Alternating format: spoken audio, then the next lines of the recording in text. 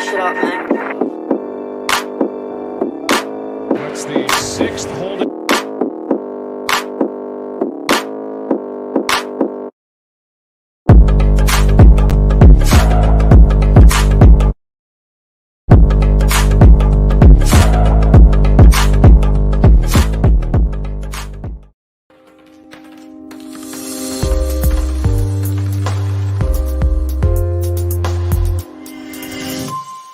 The following show is for mature audiences only. Chi-City Sports.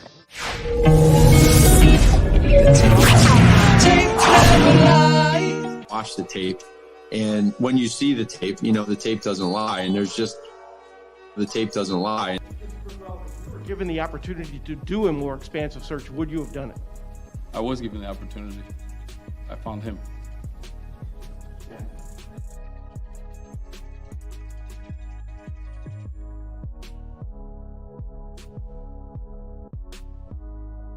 He's a great leader, first and foremost, and he's learned from some of the best. You know, you guys know on this show where I went to college, right? Yep. Yes, sir. So you know who was the defensive coordinator my first 2 years at the University of Missouri? It was Matt Eberflus. So I've been, you know, a Matt Eberflus fan for like 15 years now. But from a leadership standpoint, like, you know, you think about the influences he's had. Gary Pinkel. From, you know, my money, one of the best college coaches in recent memory, a guy who's going into the College Football Hall of Fame. Gets in the NFL, you know, he works with Rod Marinelli, a guy who, you know, y'all know in Chicago very well. Comes to Indianapolis. He comes to Indianapolis hired to work with Josh McDaniels. And I was going to say off the top when you're talking about, oh, well, it looks like this might happen or this might happen. Like, look, man, I'm here in Indianapolis. We know here from experience that if the contract is not signed, it is not final. But Matt Eberflus is brought on to work for Josh McDaniels. McDaniels backs out. Colts hire Frank Reich, and Frank Reich doesn't just keep guys on his staff just because they were, you know, here. Frank Reich is very choosy about who he wants on his staff.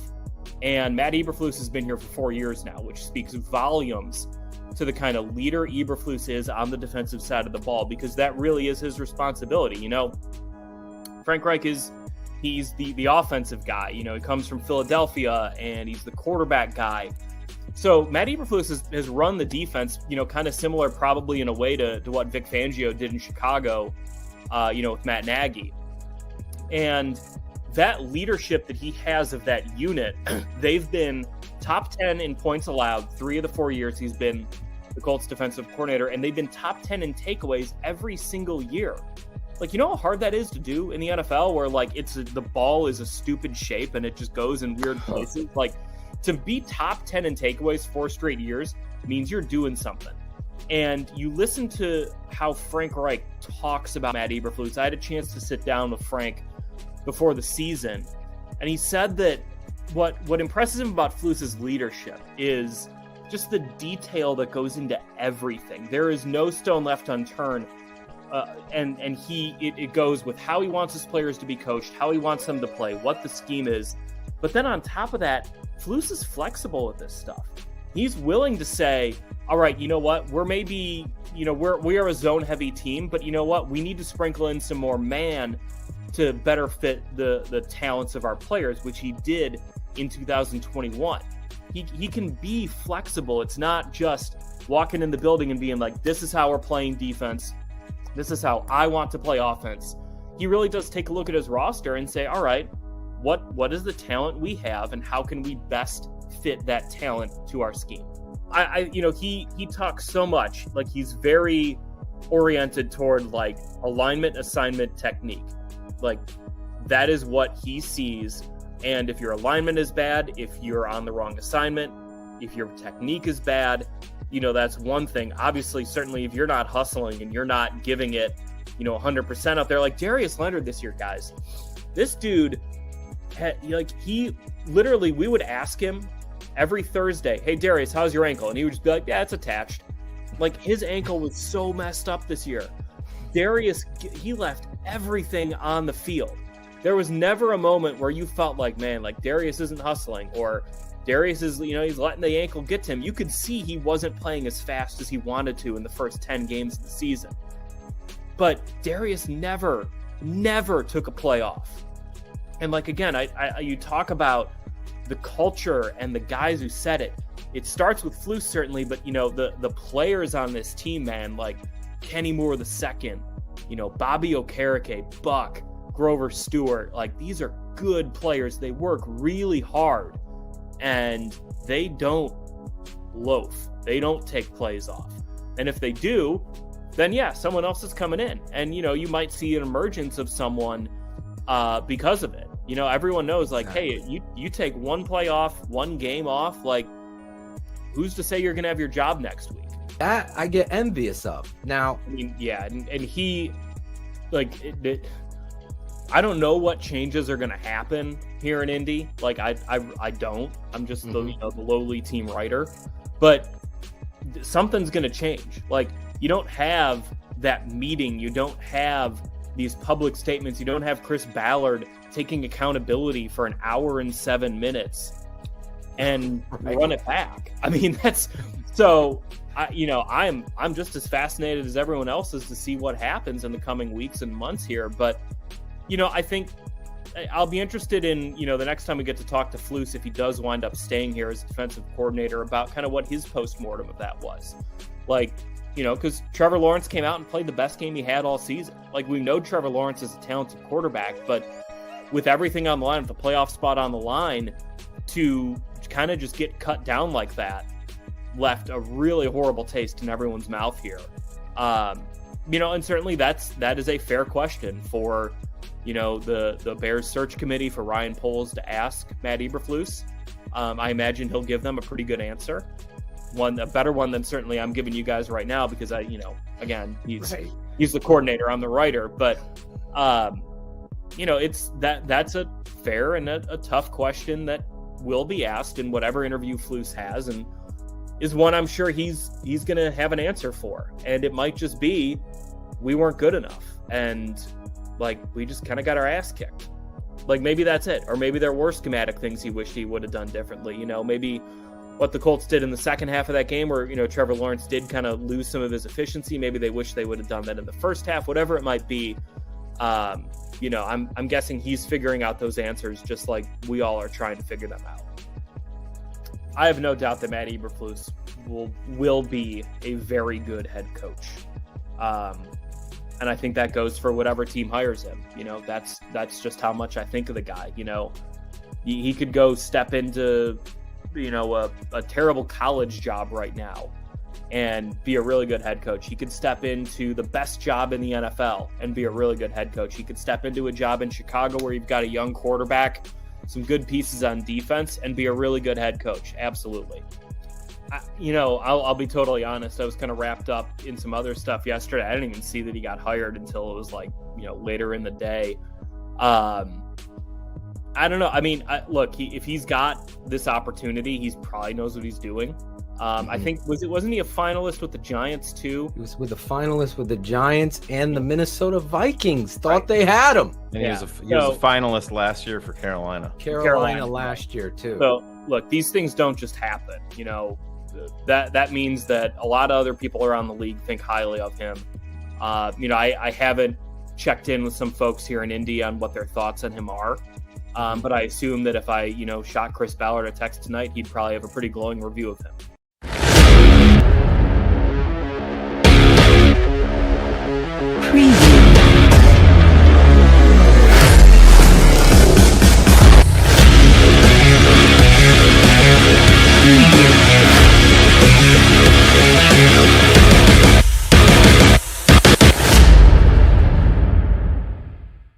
To take over the North and never give it back. Draft Dr. Phil and the Smartest Man. Keeping it 100. Keeping it 100. Chicago's trading up. 100. Yes! What? Here it is! Stick no competition. Keeping it 100.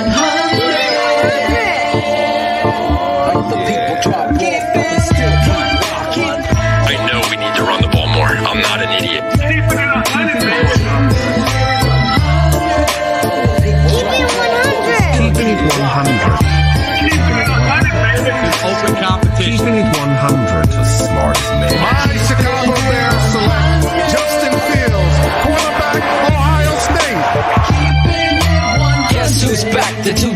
kept it real. Dynamic duo that you love, the smartest man and Dr. Phil. Breaking down the film, never a problem, kick it straight. Most shows focus on stats, we focus on the tape. We keeping it 100, never running east or west. We coming with that truth, cause that's what our fans expect. Cut off the freaking anchor, moving forward to be free. But don't you worry, Shayne's got the dumbest tweets. It ain't no secret, Phil and Shayne got some haters, but now they're moused up like the true and now and laters. Debaters, frauds get kicked like Coach Tabor. Cuts had to be made, we added a Barber moderator.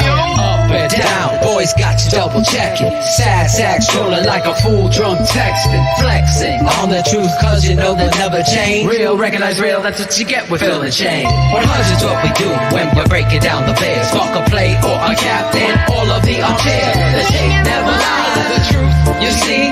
We laugh, we lie, so there's no babies like Maybelline. Straight to the truth with acumen and facts. We got a sad nerd, but he's not just giving nerd stats. Car crash, big impact like Max Sat. Every Wednesday night you got the smartest man and Phil back. Now we know you're smiling like a fat kid with fun day. We're back better than ever and we keeping it 100. Keeping it 100, baby. Keep it 100. Draft Dr. Phil and the smartest man. Keeping it 100.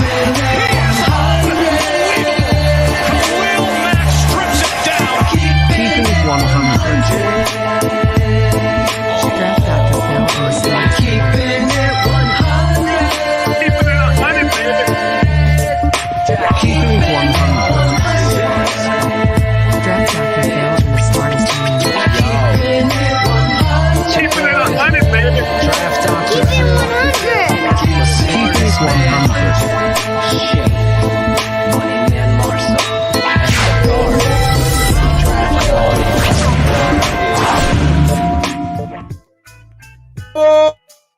This is Claudio the Barber, and this is Shy City Sports. Let me change that right there. Listen, the Bears have a new head coach, Matt Eberflus, and same name, different attitude. After that presser, we might have a Ryan and Matt that are men of great character.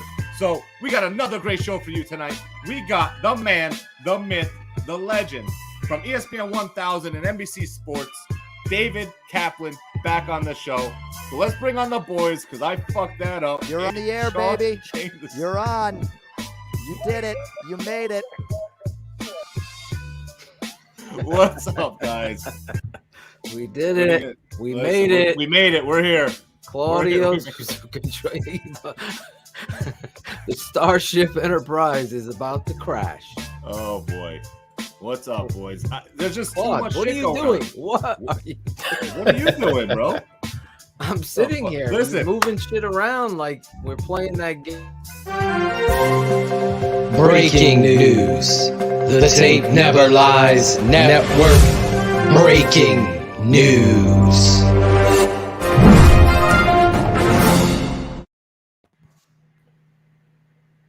Nope! Nope! Well, there's that. Fuck you, Minnesota. Yeah.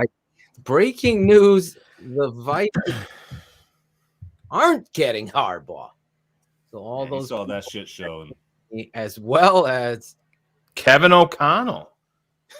Initials KOC, so they're getting cock at head coach. Nice job, guys. Gotta see what that dude from last week has to say about this. Yeah.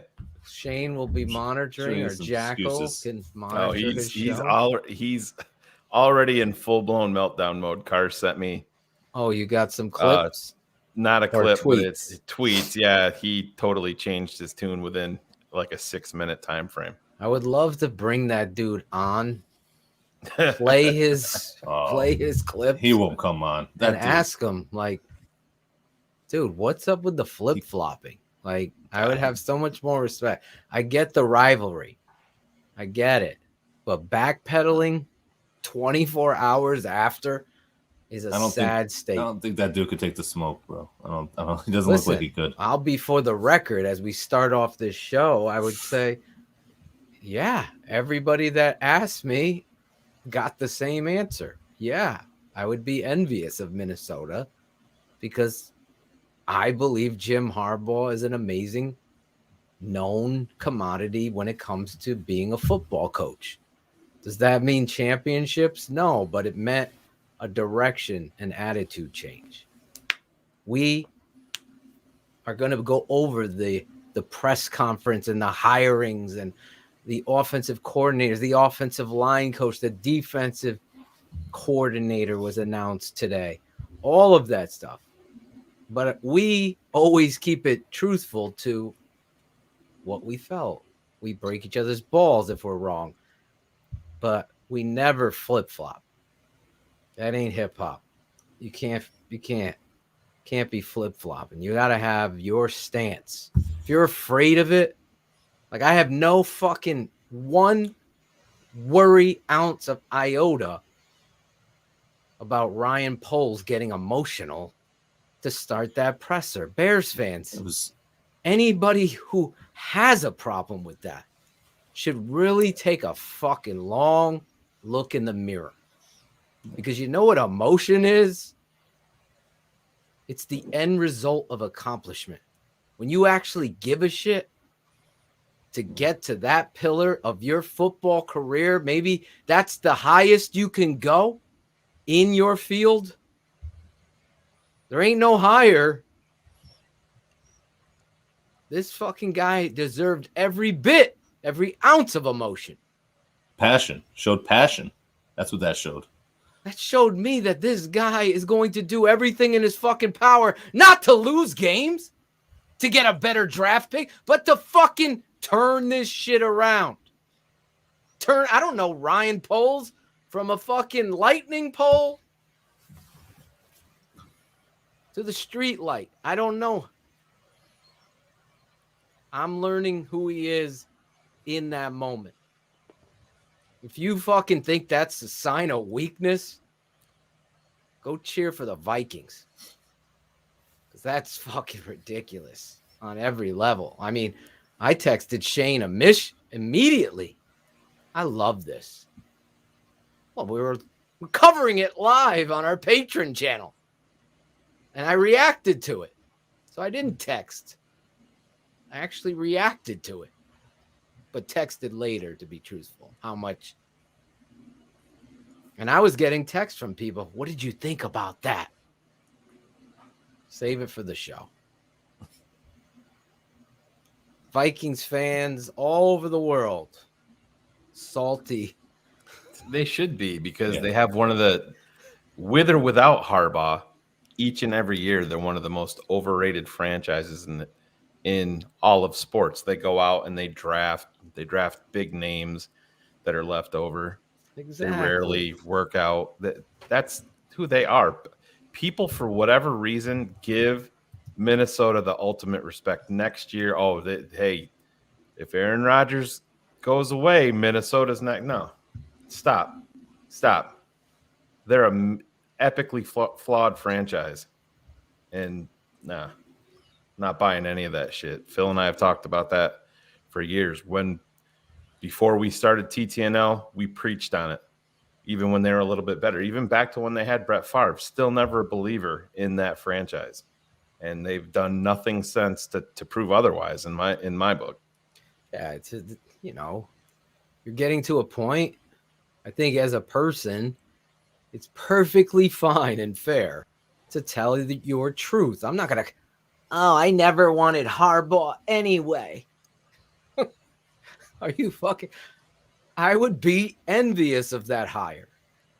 I was fully prepared to go on tonight and talk about we didn't get the penicillin I wanted, which is more known. Obviously, with every job, there's going to be hurdles and decisions and things you have to have fall into your lap, like Justin Fields falling in the draft. That stuff has to happen.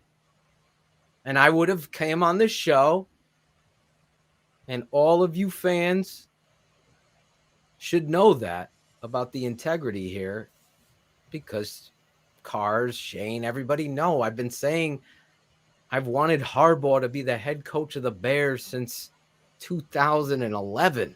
It's been so long. Just thinking about him taking this franchise. Now, I'm going to turn that page. I just wanted to be clear. I was going to say this tonight now and say, good luck, Minnesota. Now we got to fucking beat you. and Harbaugh. That's the end. Harbaugh's an enemy now. But it didn't happen. He's back to Michigan. And now we can bury the Vikings fans for what they aren't getting and what they hope to get. Listen, I don't want to be in this fucking place every 4 years, like I said to Shayne. I don't. You saw the opening. If you're a first-time listener or someone who didn't see last week, we had JJ Stankevitz, who writes over for the Colts main website. He is their, quote, Larry Mayer, but he's 500 times better. No offense, Larry. But JJ's a great reporter, and he came on here talking about Eberflus. As you guys know, we were the only people covering Eberflus. And we're proud of that. Now he's your head coach, Shayne. Obviously, we saw, and we got a lot to get into before David Kaplan later this evening jumps on the show with us, the Cap. But the first thing, is he watching our show? What is your message to the fan base? They should have hope. They should have hope because I've been where they are right now. I've been, sitting there and wishing there was more wins. I've been through, hard times, and I was able to witness and be a part of an organization that just kept climbing and getting better every single year until we ended up being a championship caliber team. There's hope, guys. There's hope. I hope if there's you got the right people. I hope that is hope. If you have the right people, we've gone through this. It's always about the culture. It really is. And the men that are going to build this franchise, women and men that are going to do that. That's the thing, man. I'm everybody, me included, you think change is going to bring about positivity and W's in the win column. That's why I've kind of reserved judgment on any of this, because we as a fan base and as analysts have been burned so many times previously. When Lovey went out, we're like, oh man, they're going offense. We're going to have an offense now. You had a little bit of few flashes, and then there was no defense whatsoever, and then everything fell apart with no culture. You bring in John Fox to kind of right the ship from a culture aspect, which did happen, and then you go right back to offense with Matt Nagy, and year one you have success, but you could see the warning signs. Phil has been up front with all of that. I mean, if you really look back starting in week 7 in 2018, you could see where there was red flags all over the place with the offense. Yeah. But we have no other choice but to see what happens. But this has to be Claudio shredded. Mikey. Tenorelli could be a scout. He can actually scout. Tweet that out, Tenorelli. I'll bring back dumbest tweets of the week tonight. I don't give a fuck that he smokes weed. They all smoke weed. Smoke weed every day. Had to throw it back. I'm high on the hires. That's what I'm. But back to my point though. There's Claudio I'm at the samurai. I'm at the point where there enough with the talk. I need to see Ryan Pohl. If you're going to put yourself out there and say we're going to take the North and never get it back, then fucking prove it to me. I want to see these moves. I don't want to hear you say that you're going to fucking fix the offensive line like Ryan Pace said it, and then you're going to sit on your hands and not fucking do it. Prove it to me. To take over the North and never give it back. Words don't mean much to me anymore. That's prove it to me now. Jackal right there.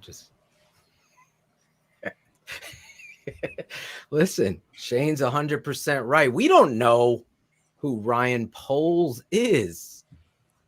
We could put his quote on a hoodie and sell it, which we are. Head over to the swag shop.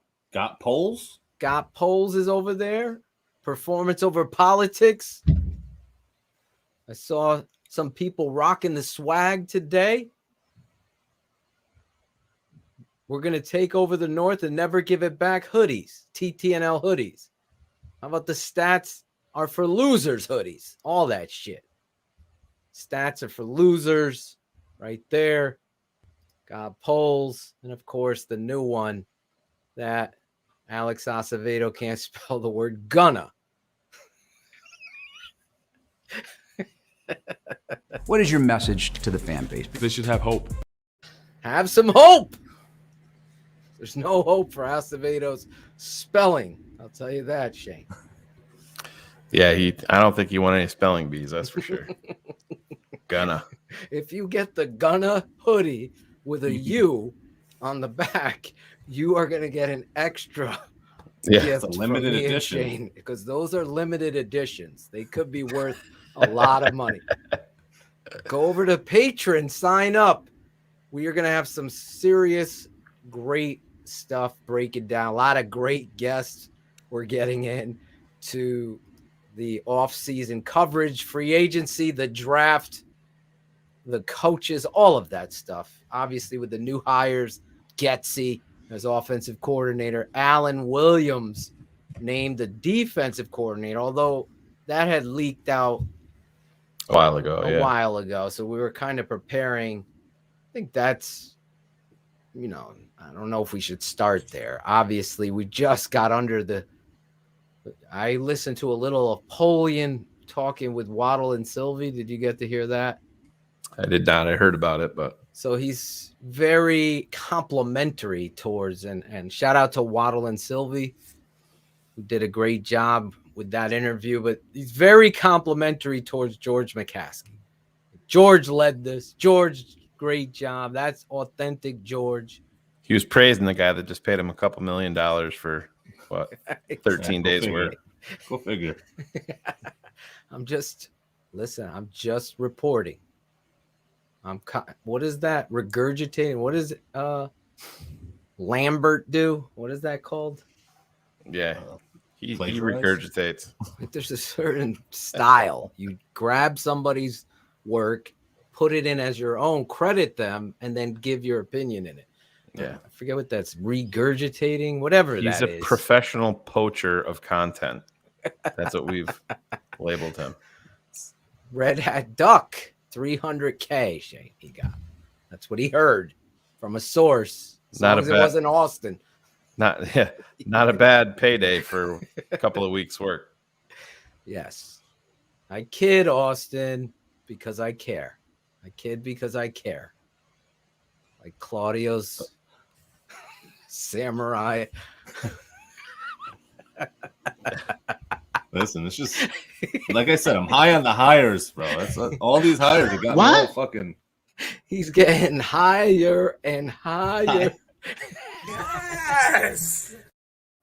Claudio's. So wait, so out of these new coaches, besides the head coach, Matt Eberflus, yes, who are you guys most excited about in these new hires there? Well, I think you got to be excited about Getsy. We're going to be breaking down Getsy on the patron side, so you're going to want to go over there and sign up to tapeneverlies.com and become a patron, and you will see we're going to be breaking down Getsy. And what Getsy really is an extension of what it is Kyle Shanahan and all of these coaches under that, Shanahan's dad's tree, that zone scheme, power scheme, boot action, attacking, using the West Coast offense as the kickstand, if you will, the foundation of what it is you do, and then incorporate a lot of spread power game in there.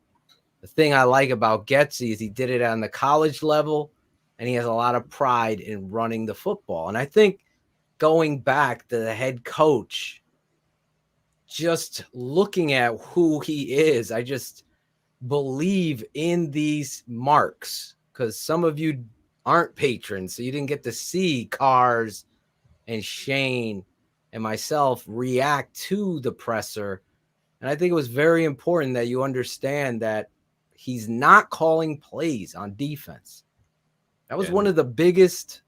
There was a huge groundswell on Twitter of people that were actually upset about that. That's just saying that you're not pulling from his expertise. And I would have been pissed off if he was calling plays right from Jump Street. We would have talked about it immediately. I mean, did you not just watch what happened the last 4 years? You brought in a quote unquote expert, and he wasn't a head coach. He wasn't even a fucking expert. But that was the way that he was fucking framed here. Exactly. No, Eberflus, if he would have come out and said, "Oh yeah, I'm a DC. I'm calling my defense," I would have had a big issue with that from Jump Street. No, totally agree. We hired you. And if I'm George, if I'm the owner of the team, or if I'm the GM interviewing him, I would have told him that flat out. No. I'm not hiring you to call plays. I'm hiring you as a head coach to be the leader of my team. To take this team forward. I don't need you calling plays. I don't need any more of this. I need to see your whole face directing the fucking football team. That's what a head coach years. does. Exactly. Listen, those of you that found this network straight from my Tape Never Lies video series, I think Chris Jackal can cut 547,000 or 547 times per season. I've said the team is a reflection of its head coach on the tape. The head coach is the trigger. He's the guy that's watching who's performing, how are we handling our zone drops? How are we getting proper depth? Are we playing the appropriate coverage? Are we communicating? Your eyes have to be on that. Is our left tackle getting a chip here on 3rd and 12 when we're going action or we're going straight drop on empty? Is he getting a help? This stuff is on you. Your name is attached to it. Matt Nagy was so lost in plays, not players or games. His plays. His plays. His plays. Everything copied ditto. Remember back in the day when your teacher made those dittos? I know I'm aging myself. And they smelled real good. Let me take Andy Reid's plays. There's no originality. There was no ever a moment where we thought, wow, our football team is really well coached. And yet people defended him. I get it. There's going to be people that are on this end that are hating. They're going to be on this end that the Bears could do no wrong. You got to start moving yourselves to the middle. It's okay if you want to fold your arms and say, show me. That's fine. So far, what I know about Ryan Poles, Matt Eberflus, and the staff that they're putting together is that, there's a camaraderie. There is a true showcase of brotherhood. From the emotion from Poles that I talked about to the statements about loafing, get your shoes on, and we are going to be tough, and a lot of the hits and all of his acronyms. But you got to back that shit up, and you got to be consistent with it. When Olin Kreutz was on here and he was talking about the Chicago Bears, the only thing they were consistent is losing streaks and club dub. When they brought out that fucking bucket, the turnover can or whatever that bucket was, did we ever see that shit again? That was a great point by Olin. We didn't. We thought it was great with fucking Greg Braggs getting thrown out of training camp for filming it. Bob, but we never saw it again. Bob, I don't know where this started, but Khalil Mack is not a 3 technique. Khalil Mack will be playing defensive end in the 4-3. He will lead the Chicago Bears with 22 sacks. Put it in the bank. Bold nope. prediction. 22 sacks next year. Nope. Put it in the bold prediction bank. Nope. And so will Robert Quinn will be on the other side playing what? Defensive end in a 4-3. Yeah, where he wants to be. And in fact, I was in a fight with somebody on Twitter about that. They're like, about that. They're like, bro, he just had all these sacks playing an outside linebacker. And do you know anything about his career at all? Robert Quinn or Khalil Mack? Obviously not. No. Does Matt Eberflus as a first-time head coach bother you? No. I don't know. Like, we didn't know Ryan Poles because nobody knows Poles except the people surrounding him and how they did in the interview. You have to trust that process. And he's a first-time head coach. Matt Nagy was a first-time head coach. I had my reservations about him. But I believe in this process, say whatever it is you want about George in that hiring process, this guy's checking off the boxes in how he's setting up his syllabus, his football syllabus for what it is going to be for this culture has checked off every box that I want. That's the kind of stuff that is important as a head coach. You have to, be consistent. You have to be compassionate, and you got to be a great teacher, leader, and understand that the process doesn't automatically work overnight. You're going to have tough days and good days. And I honestly I don't get the fucking criticism of unknowns like that, but some people want to live in a negative world. I don't. Obviously, if you're a patron, we broke down his defense swarms to the football. It's not like he's talking about this shit and then it's not happening. I go over there and I looked at him, and you know what? They're communicating. Are they going to have a bust? Every team has a bust. Yeah. But is it week 1 versus week 8 versus week 6 to 17? This football team is running, sprinting, tackling, communicating. Get your track shoes. I mean, aren't the two head coaches in the Super Bowl first-time head coaches when they were brought on? Right? When they were brought on. Sure. Right? I mean, so everybody's got to get a shot Yeah. at being a head coach if it's deserved. Do you want to bring in a guy with experience? I mean, that worked out well with John Fox, right? I mean, yeah, people are out there saying that we needed to bring in an experienced GM. Not a lot of GMs get a second bite at the apple. You know, it's just it's what it is. I mean, you can't change it now. You go forward and you want to see. That's the problem. A lot of people are expecting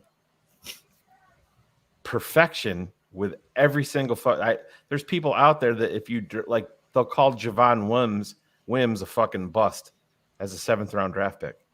It's not a bust. He was a fucking 7th round draft pick. The hit rate on those is minuscule. It's like free agency. Exactly. Free agency is a fucking minefield. You'll discover some people here and there. Overall, everybody misses more than they hit in free agency. Listen, it's that the article way, you sent the lay me, of the land. The article you sent today, jumping back over to the Poles side, is a showcase exactly of this network. The very first fucking rant right from BHL was the bullshit Jermaine Ifedi and the Pussy Patrol Chicago Bear offensive line. All of them. That was on this network saying you cannot jump into a fucking situation where your quarterback's pushed out of bounds late and your rookie left tackle's the only one showing pride. You should all be showing pride. No one's helping this fucking kid up. No one's ashamed about their effort. This team was so poorly coached, and you heard it all the time from me because it shows up on the tape as well as the attitude. This GM's pointing that out as an embarrassment. That offensive line is going to be a priority. Getting it right. Getting the right temperament out there to match what the head coach is preaching. Effort. Every fucking play. Every play. We're not here to be friends. I love this guy, and he's great in the locker room. We're not here to be friends. You're going to have, oh boy, bump some fucking heads. Because you're going to have 70 the score. So I know you've been a defensive coordinator, so saying an effort-based approach makes sense defensively because it's all about effort. Sure. But offensively, how does that apply? I don't know who hit that. I don't know either. Nerd alert! Must have been Cars. What's up, Cars? Eat shit, Vikings. Oh, sorry. Happy Wednesday.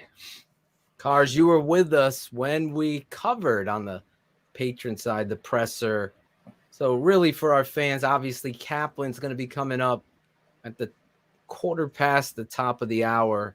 So about 10:15 East, 9:15 Central. So as we, obviously need to talk about the culture change. It's been a lot of hiring going on in the last 72 to 24 hours. And then you had the Bill Polian stuff with Waddle and Sylvie today.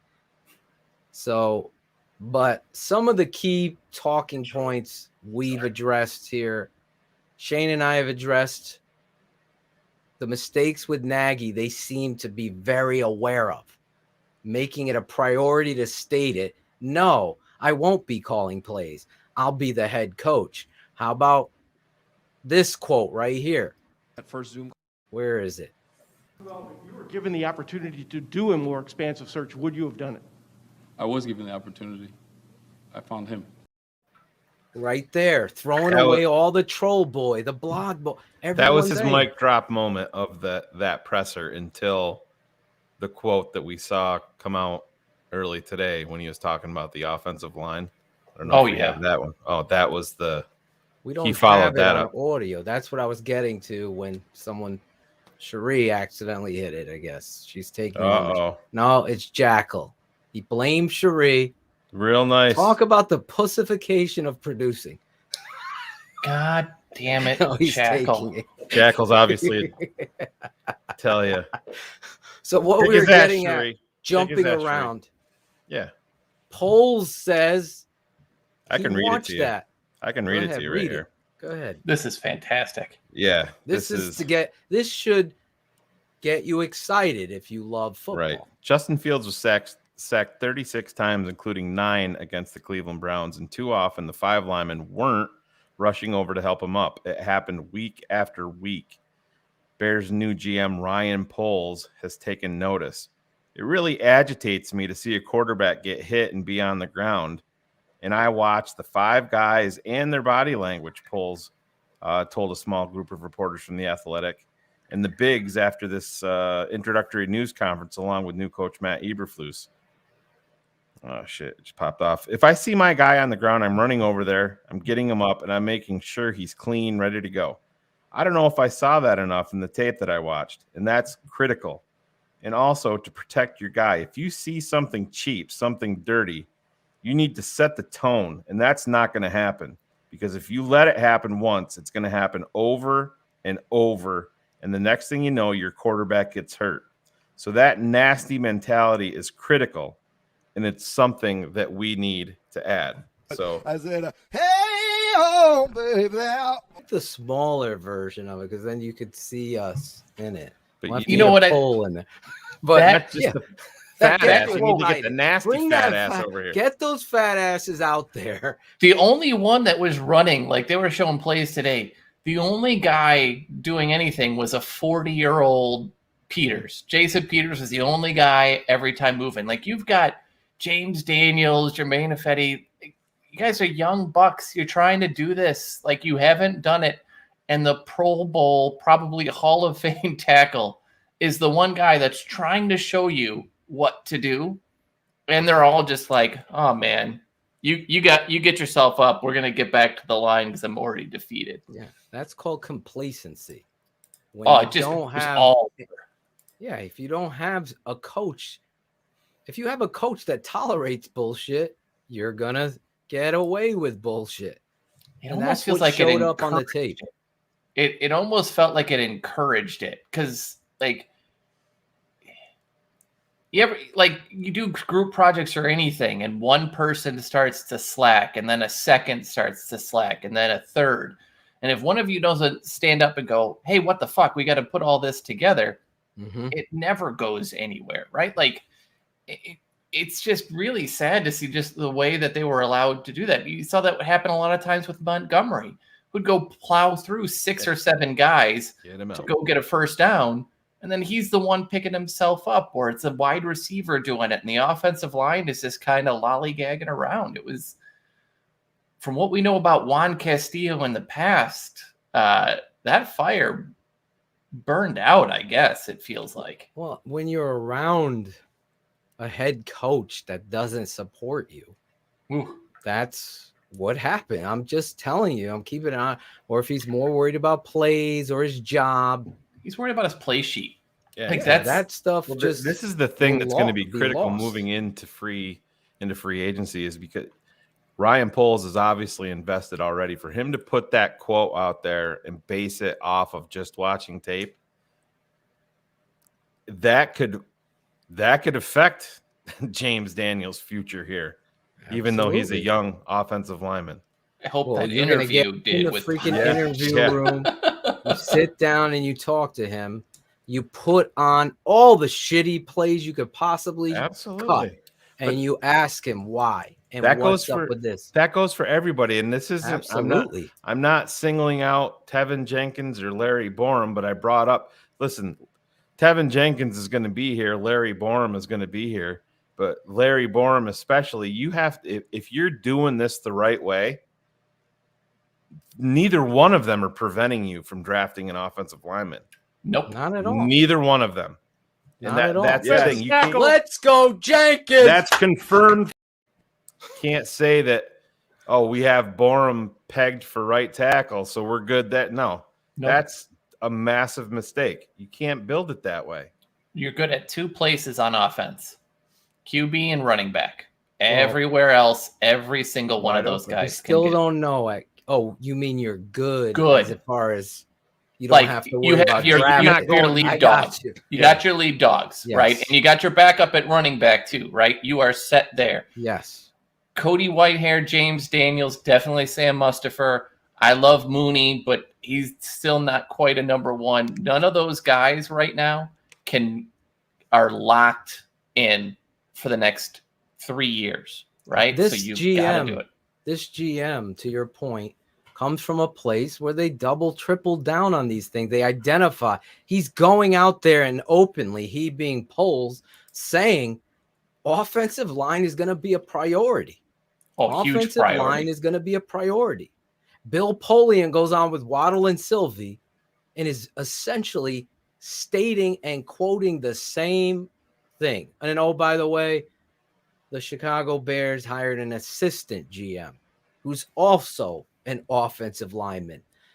Let's go back directly from Philadelphia, and Baltimore, Baltimore, who believe in that philosophy of and inside Shayne, out. Yeah. Go back 2018, the year TTNL was born. Hicks got beat up by Brooks. Right? 2019. 2020. Oh, I'm losing track, Sheree. 2020, September 2020, offensive line, big issue. Got to address it. Ryan Pace, 7 years, kept saying, got to get competition at every position, got to draft offensive linemen, didn't draft an offensive tackle to the final year, which he was terminated. Just like QB. Just like exactly. Every promise he made and everything that the good teams do, he traded picks for tight ends and inside linebackers and wide receivers that didn't work out and never. When I was getting home today, my son and I were talking about this today, literally when I was backing into my garage. Mm-hmm. And I said, if you're on draft day and you're in, and I don't give a shit how they move around. If you have a 4th round pick, 5th round pick, and if there was a quarterback that was there, and I understand you still have Justin Fields, you still take him. Oh yeah. If you have him high enough on your board, you still take him, because absolutely after Justin Fields, you have Nick Foles. But this is what smart franchises do. They invest in that position and they don't stop. They double down on it. I'm not saying that you need to go out there in the 1st, 2nd, or 3rd round. Maybe you could even make you could say that the 4th round may be too high. But if I have a guy that's ranked higher on my board, I would 100% pull the fucking plug on it. and draft him. You have to. You need a backup, and as we talked about, Green Bay used to do all the time. You can get those, and if they do well, you can take that 4th or 5th round pick and turn that into a 3rd or a 2nd. And that's the other encouraging part. You know, you heard Poles talk a lot about the value of picks, the value that they are. We're not going to be giving these things away, you know, like they're going out of style. We're going to be very particular with those, and when we make moves, we're not going to give up on that player for a veteran, right? We're going to do this the right way. It's going to take time, but that part, like all Ryan of that, when we Pace, talk about that, what did we say? Missed on Shayne, paid for Graham. Missed on Floyd, paid Robert Quinn. Missed here on Kevin White, paid for Allen Robinson. This is not how you're supposed to do it. You're supposed to build through the draft, we've always said, and then you identify players that fit, and then you try to sign them. You have to throw agents. quarterback. You have to throw quarterback in there too. Yeah. Oh, you're right. Because he wanted to cover up the Mitch fascination, so he threw 45 mil at Foles. Yeah. But they also threw 18 mil at Glennon. That's what I'm saying. About? Yeah, oh, and then so then you miss obviously and on Glennon. Dalton. You put Mitch in, then you miss on Mitch. You have to invest in Foles, and then Dalton, and then exactly. It's like this guy, as Ryan and Matt, would love we got to come up with something like old Ryan and Matt. The one that always got me was the quit, right? Ryan and Matt are men of character. They are both, like Ted, outstanding leaders. I've been the one that always killed me was quit, right? They traded picks to move up to get him. Yep. He enters free agency at the same time as Trevathan, who hadn't played a complete season basically since he went here. And they made the investment in the old guy and not quit. Like, and you finally kind of hit on a pick and you fucked it up. And they essentially signed for the same deals. Yes. Yep. And listen, homegrown talent was something he stated again. Yeah, Ryan and Matt 2.0. It's like the iPhone. Keeps getting better, we hope. But Poles kept stating homegrown talent you don't let leave. Build through the draft. All of these things we've talked about, the Chicago Bears continuously failing to do, they're saying the right things. That's all we can analyze right now. That's all we can. And we can look at the tape. I come away from Eberflus and how he coaches. My father, me, were on the show with Shayne this weekend, breaking down Eberflus's defense on X's with the O's. And you could see how they run to the football. This isn't something he's just stating for fun at this presser to blow fans over. This is something that he believes in, that he is going to bring here. You've lived it before under Lovie Smith. It all started, they always say Tampa too. This started with Chuck Noll and the Steelers that preached about loafs and about hustling to the football. Pursuit drill after pursuit drill. This stuff is important. Look at the difference in the game. A guy that fumbles the ball, hits the ground, no one's around, he's able to crawl, get on it. If you're hustling there, we get the ball. You can't have it both ways in football. If it's a game of inches, then you fire the fuck out with proper technique and play to the goddamn whistle. If it's a game of inches, you hustle to the fucking football. If you false stepped, get your ass back. Work to get to the football because you never know if Peanut Tillman's going to punch it out. That's the stuff that Eberflus is going to preach. That's what we know. Ryan Poles believed in him. And then people always ask, say, hey, how do you get a football team to play hard, to play fast, to play physical, to know exactly what they're supposed to do? How do you do that? You know, that's always a question that I get asked, and it's a foundational piece. So what we want to do is build the foundation Okay, in this first year, we want to build this foundation of what we're going to look like, okay, of what Chicago fans, alumni, okay, can be proud of. And the foundational pieces are hustle, effort. We're going to be an effort-based team, okay? That's the number one piece. And we're going to have measurable ways for standards of performance that are going to be detailed. Every single rep, every single practice, every single game. It's going to be an effort-based team. So that's the H part, okay, to our HITS principle, okay? The next thing is the I. The I is intensity. We will play with maximum intensity. That's focus, okay, mental focus and intensity, but also physical focus and intensity. The toughness we're talking about for the Chicago Bears, it's a hitting physical style. Offense, defense, kicking. So that's going to be the second foundational piece. And we'll measure those. We have ways to measure them and be very detailed with those. The next T is taking care of the ball and taking the ball away. It's all about the ball. It's all about the ball. That's the most important thing for winning and losing is taking the ball away and protecting the football. So that's the T. And then the last one is S, okay, is being smart situational players. So smart is really being what? No stupid penalties. Make sure we're squared away with the penalties. Should be in the top 5 every year in penalties. Okay, the next thing is situations. Okay, being great in red zone, third down, 2-minute, okay, backed up, and being smart situational players. So hustle, intensity, taking care of the football, taking it away, and being smart situational players. Those will be the foundational pieces that we can measure, and I'm excited about getting to work with the coaches, okay? Once we get our coaching staff in here and developing that with the coaches, okay, and also developing it with the players. There he is. That's there perfect. you go. And so many of Chicago Bears media, I mean, they've That wasn't Claudio playing in the background. It was Ryan Poles, this kid.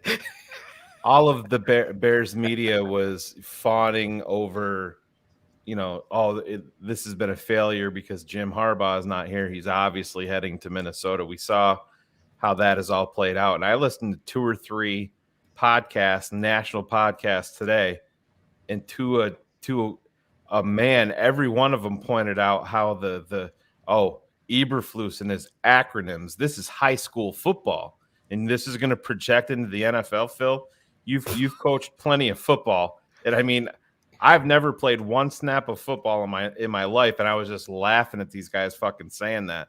I'm like, have you guys ever been in any fucking locker room, any fucking level of any sport? Obviously not. And it's just, I mean, that's what these guys are complaining about. But listen, I want to just put this up here just to drive this point home.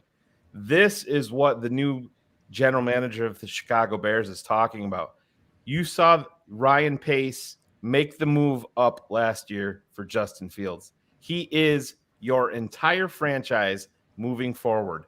He is the leader. The new regime said as much when they trotted him out there after the presser was over the other night. Strategic, smart. Ryan Poles sits down, watches tape, and this is what he sees right here. And then we'll speak on it after this is over.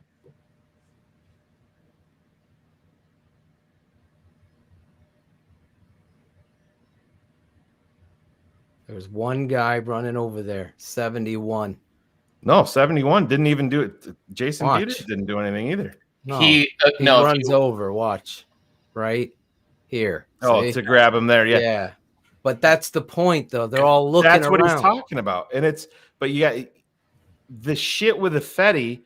We talked about immediately, and there was fucking blowback even from Bears media. Oh, you got to play smart football. Was it smart letting your fucking quarterback get plastered all over the place and you're not going to fucking defend him? Bears media. Ridiculous. It's a mentality. Bears That's media why is this terrible. franchise has fucking sucked. Just like the media core for this team sucks. They're fucking lost. Absolutely. They're so fucking lost. Let me just say one thing, Cars. I'm sorry about the acronym. As a coach, you want to keep it simple, stupid, for everybody. So you develop certain acronyms, especially if they're your foundation. If they're your fucking foundation, you want everybody on the same page.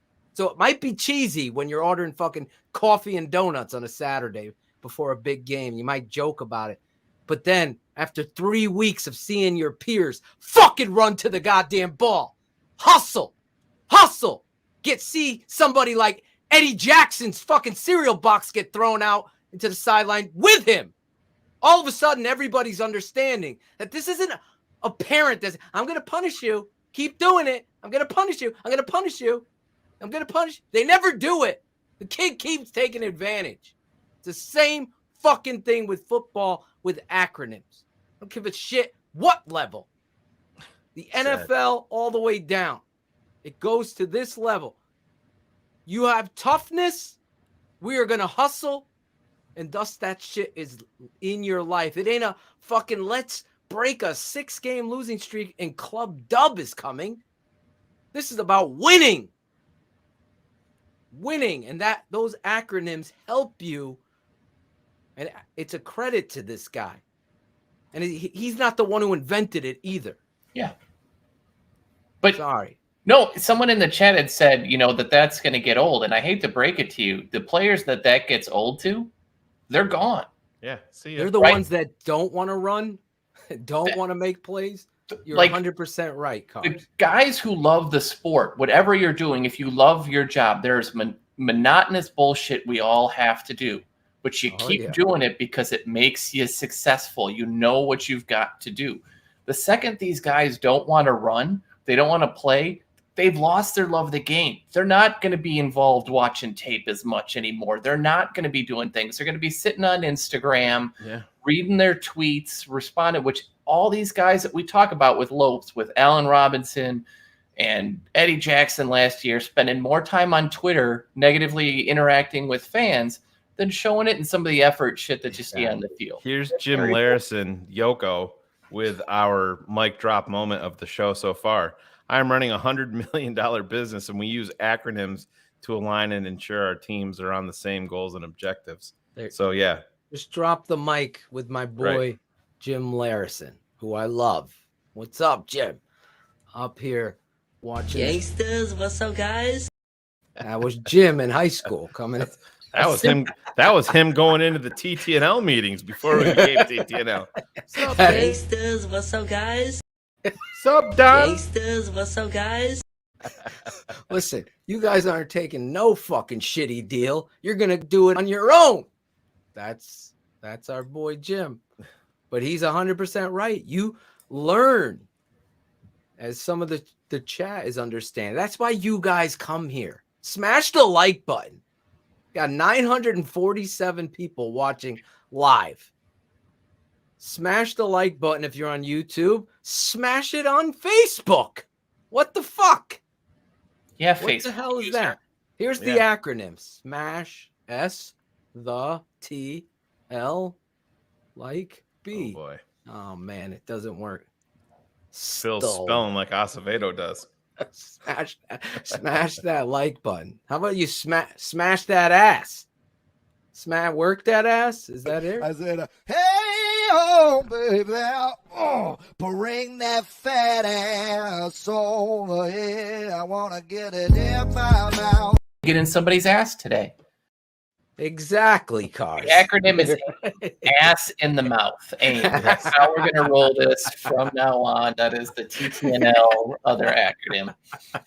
Hey, Cosmo Kramer was an ass man. Listen, you got to have some big asses on the offensive line. James Daniels has one of those firing out. Is he going to be back? That's going to be a good question. I am going to be interested in seeing how they analyze James Daniels. I believe James Daniels in this offense should have been the center. And you would have seen his growth and maturity. Shayne, you covered it. You calmed me down 100 times. Chicago Bears, Kyle Long. Let's put him at guard.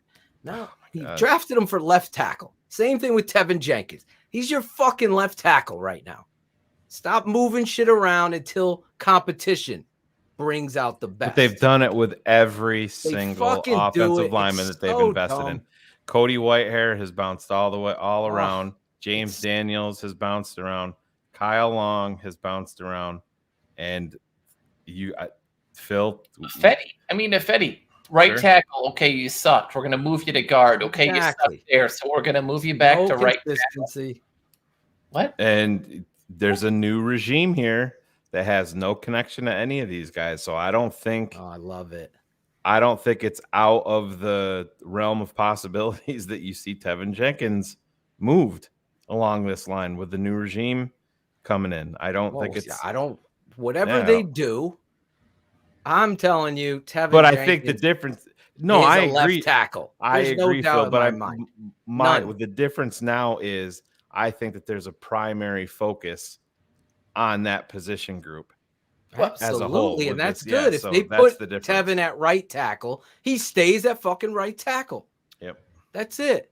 But I'm telling you, for my analysis, as you've seen it on our network, Tevin Jenkins can and will be dominant at left tackle. He's the closest thing I saw to Trent Williams. He's that talented an athlete. And all of these naysayers that go back to Green Bay when he's thrust in, got surgery, da-da-da-da-da. We don't know. Give him some fucking names. He's played 2 games. That's it. So what your job now is to find out. And Tevin has to bust his ass in the offseason and become the player he needs to be, just like Larry, Sam, and every fucking Dieter, our boy Dieter. He could be in the mix. Somebody that this fucking shit organization under Nagy and Pace putting politics first. Put performance over politics. And maybe your center is Dieter Eisland firing the fuck out and knocking somebody's ass to the fucking ground. But we didn't know. We don't get to see that. All we saw was Dieter's tape showing me at Yale. And then in these, NFL PA Bowl when he's going against drafted, but he's fucking burying him. Then we see him finally in the preseason and they put him at guard. He practiced. Oh, imagine Cars, you practice all year on whatever technology they gave you, a fucking tablet, whatever. Then all of a sudden, your first day on the job, you know what? We're going to put you on the desktops over here, buddy. I don't know this system. That shit is going on too long. And Poles, Eberflus, I believe, are going to break away from that kind of fucking dumb shit. Football first. Football first. That's what I'm seeing right now. But it's I'm an idiot. Yeah, you are. And the reason we've done that is, and this is why it was to me, it was so important to get someone with draft and scouting experience, is all of those things happen because of the moves that Ryan Pace would make in free agency, right? To overcompensate to what's available because he continually ignored the draft, right? So all of a sudden, because he ignored the offensive line for so long, like you've got to try to make guys fit into the openings in your line as you see them.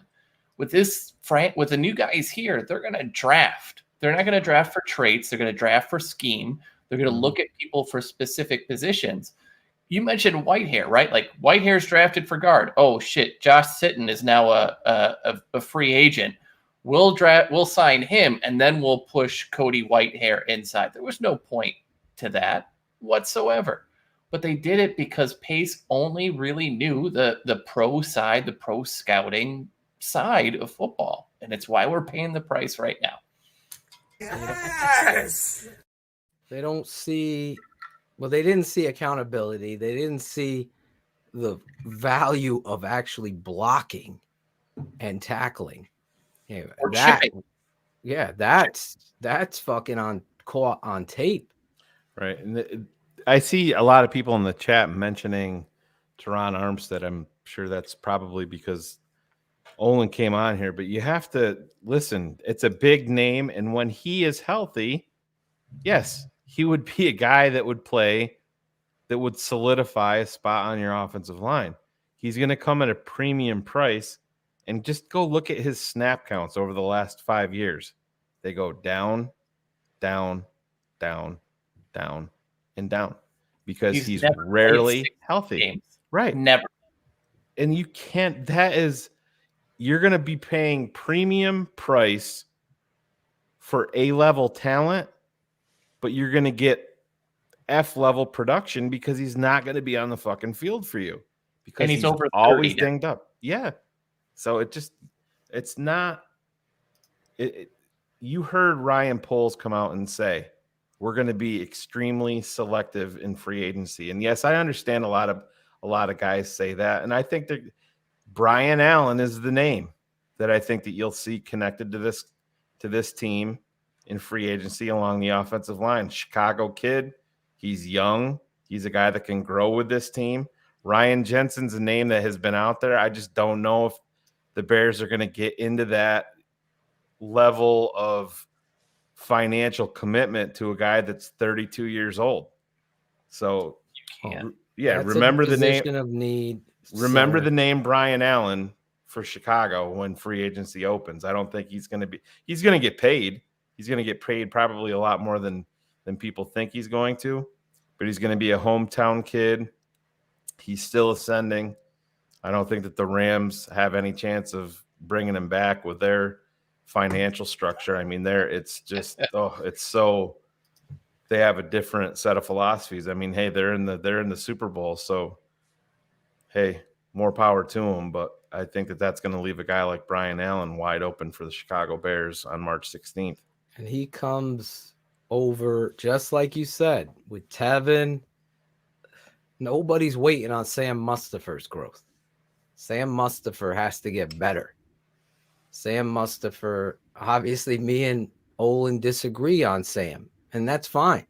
I want to better this football team. What I see is it clearly this offensive line needed to be better and needs to be better, and that's what this new team is openly saying in February, that this is going to be a big priority for. Sign me up for that, because everything else is going to fall into place. As much as that hurts the blog boys and their statistical analysis of what it is that Darnell Mooney or David Montgomery only averages this amount of yards, so therefore we should trade him and get rid of him. This stupidity that is the Chicago Bears media and fan base and bloggers and all of this misleading truth when it comes to the very foundation of football. You know how I feel about stats. Really, stats are for losers. Exactly. Hub Arkush was talking today. Another guy. They were blasting on grab his hoop earrings. Yeah, Ryan Poles and Matt Eberflus, the way that they were he said he felt like Ryan Poles came out initially and was extremely nervous, and then he adjusted. He didn't think that he thought Matt Eberflus came out nervous and never recovered for it. And he goes, that's what happens when you come to a big market like Chicago. They weren't expecting the depth of questions that we presented. And I'm like, what? I thought 75% of your fucking questions were embarrassing. Exactly. I would love to take us three from this fucking show and let us go to that fucking presser and ask some questions. Oh my God. Hub, seriously. It's embarrassing. Greg's friends with him. That's another guy. Question for Matt, Jason Leisure again. You're conveying in this a very calm, business-like demeanor. I'm curious how much of that is indicative of your coaching style and management style. And somewhat related to that, do you feel like you have been actively looking for a head coaching job, or were you waiting back for the right opportunity to come to you? Yeah. That was it? Well, if you were given the opportunity to do a more expansive search, would you have done it? I was given the opportunity. I found him. Look at that smile from Matt too. Like it was so genuine. But Phil, I'm sorry to go back to your point. When you look at Ian Cunningham, right, and and him coming over, right, what stands out to you more than anything, Shayne, about those Philadelphia teams or even that playoff game? I remember watching that offensive line dominate the shit out of our defensive line. Akeem Hicks is a monster. He had no answer for Brooks. Chris Long told his brother the same thing. Kyle Long said, if we made the field goal, do you think we're winning the Super Bowl? Chris Long said, absolutely not. You guys aren't strong enough up front. And it's true. Yeah. I mean, like those things, that's how Carson Wentz all of a sudden gets paid a shitload of money that he's not worth, right? That's how you're able to go through 6 running backs that all feel like they could probably rush for 1,000 yards, right? Like if you build that kind of thing and their defensive line was just as physical. If you do that and you just beat the shit out of people, everything else just comes to play. I mean, Brady won a Super Bowl with like nobody as a wide receiver because the offensive line was that good. It does carry over. It's very, I just need it to be pounded into smart fans' heads. And offensive line is where it begins. The reality of Mr. Ryan Poles being emotional when he's reached the pillar of his lifetime achievement. For you to be a fan and think that is a sign of weakness of this GM, that he was nervous and emotional, then you don't know football. Because I want to tap into the emotion of somebody. How would I, if I was given the Bears head coaching job, it would take me a goddamn 5 minutes to get ranting with emotion about the people and the family and the people that believed in me to get to. That's what he is. Other networks aren't going to give you that shit. We're gonna nitpick.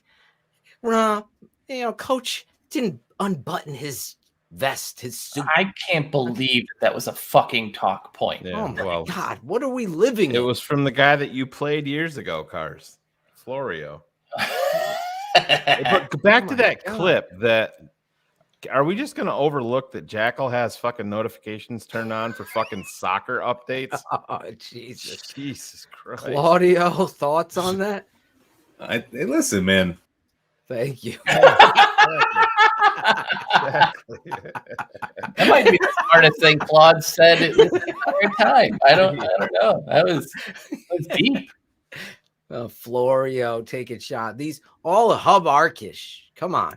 Oh, did you see like Jeff Saturday and his crew just making fun of Ryan Poles' comment about we're going to take the North and not give it back? They were like hysterically laughing. Hey, slow. What the fuck do you want him to say? What do you want him to say? If he's boring and nervous, right, you'd be critical of that. If he's got something to say, there's a no-win situation. Until you win, you are going to be feeling that. And for me, I'm okay. Because he said it in the presser and then he said it again here. To take over the North and never give it back. So just like the acronyms, that's the foundation of their fucking goal. Yes. You fucking fucks. Do you understand? Like, you go in there with a plan. At the end of the day, our goal is to take over the North, not beat Green Bay. That's one fucking piece. Go over there and win the fucking division, because you know what that does? It gets you to the playoffs. It gets you in the dance. That's the fucking goal. Why was New England able to win so many Super Bowls?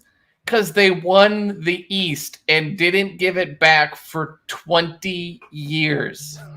How about that? 20 fucking years. Take that, as like Kaplan would say. Like, yes, the Packers have done it and they haven't done enough, and that's a failure of that organization. But exactly. Wouldn't you love to sit down and look 10 years, like in the mirror 10 years from now, and be like, we went on a streak where we won 10 games, 10 years in a row? Yeah, wouldn't that be such a gift? I remember being a kid. These people, a lot of you don't. But even in the 90s, you look back, Ditka was winning. Granted, they weren't winning Super Bowl, but it was a given. Every Sunday, the Bears were going to play. No fucking loafs. Sorry, Bark. I say it a lot. Sorry, Bark. This is an adult show. So you could go fuck yourself if you want. Fuck me. I'm so sorry. I really. Oh, Bark. Go fuck yourself. Exactly. Well played. Go fuck yourself. It really shows you guys' immaturity. Listen, this isn't a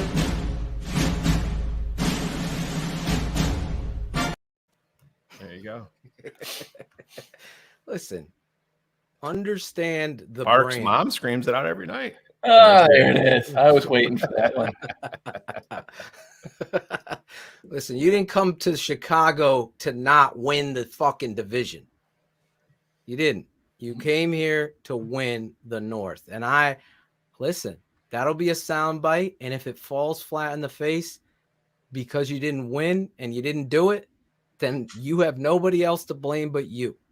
Your job is to bring that passion and that be your foundation of where you're going. And I'm perfectly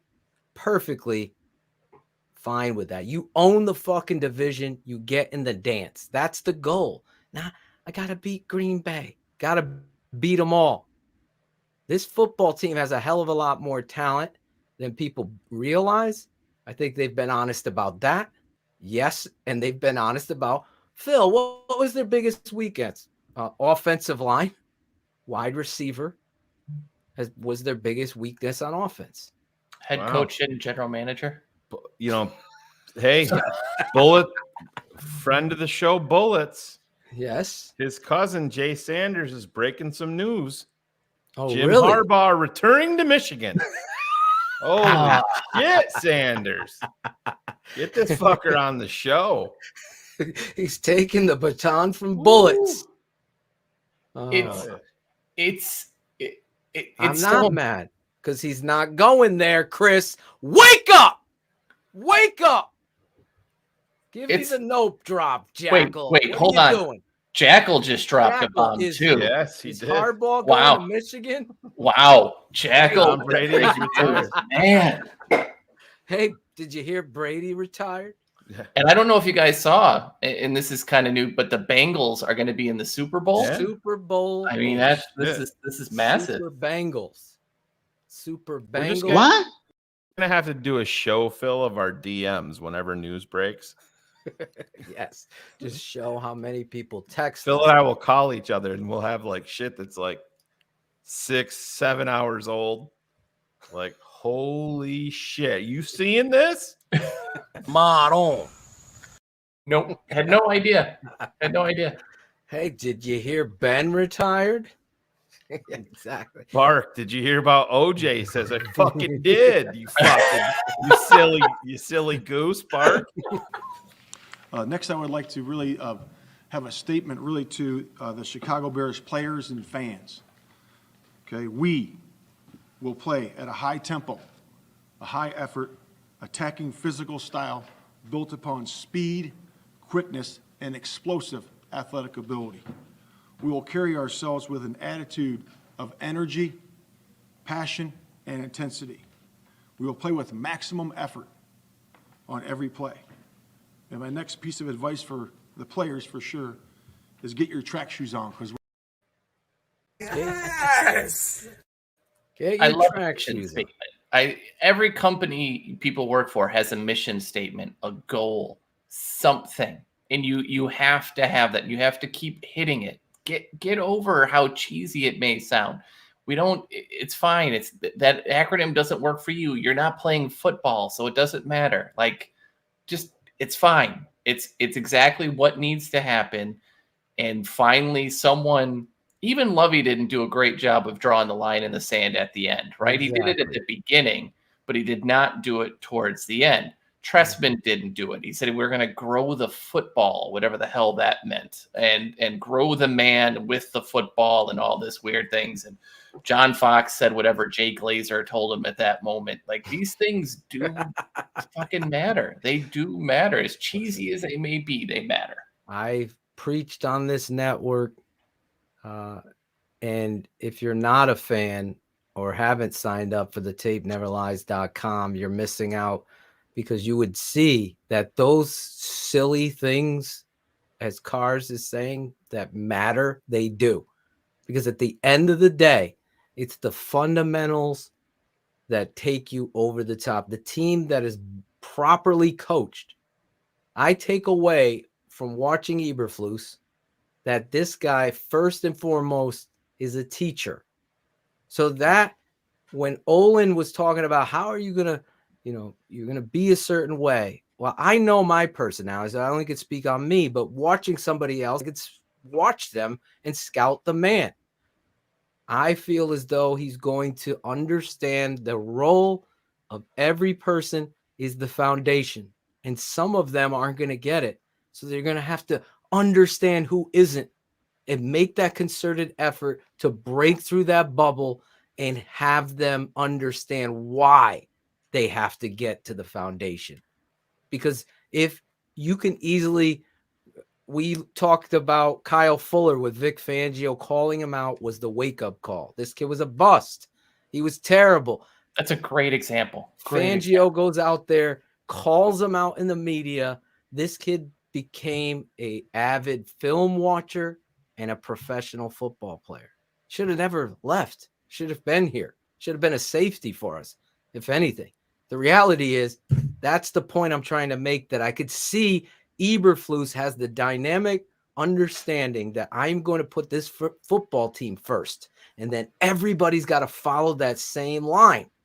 If you do that, yeah, some of these veterans aren't going to like the running. They're not going to like this. They're going to piss and moan, but you understand the appropriate time to pat them on the back. And most human beings, that's going to just help you get rid of the Tariq Cohen don't want to fucking run north-south. He's on the bench.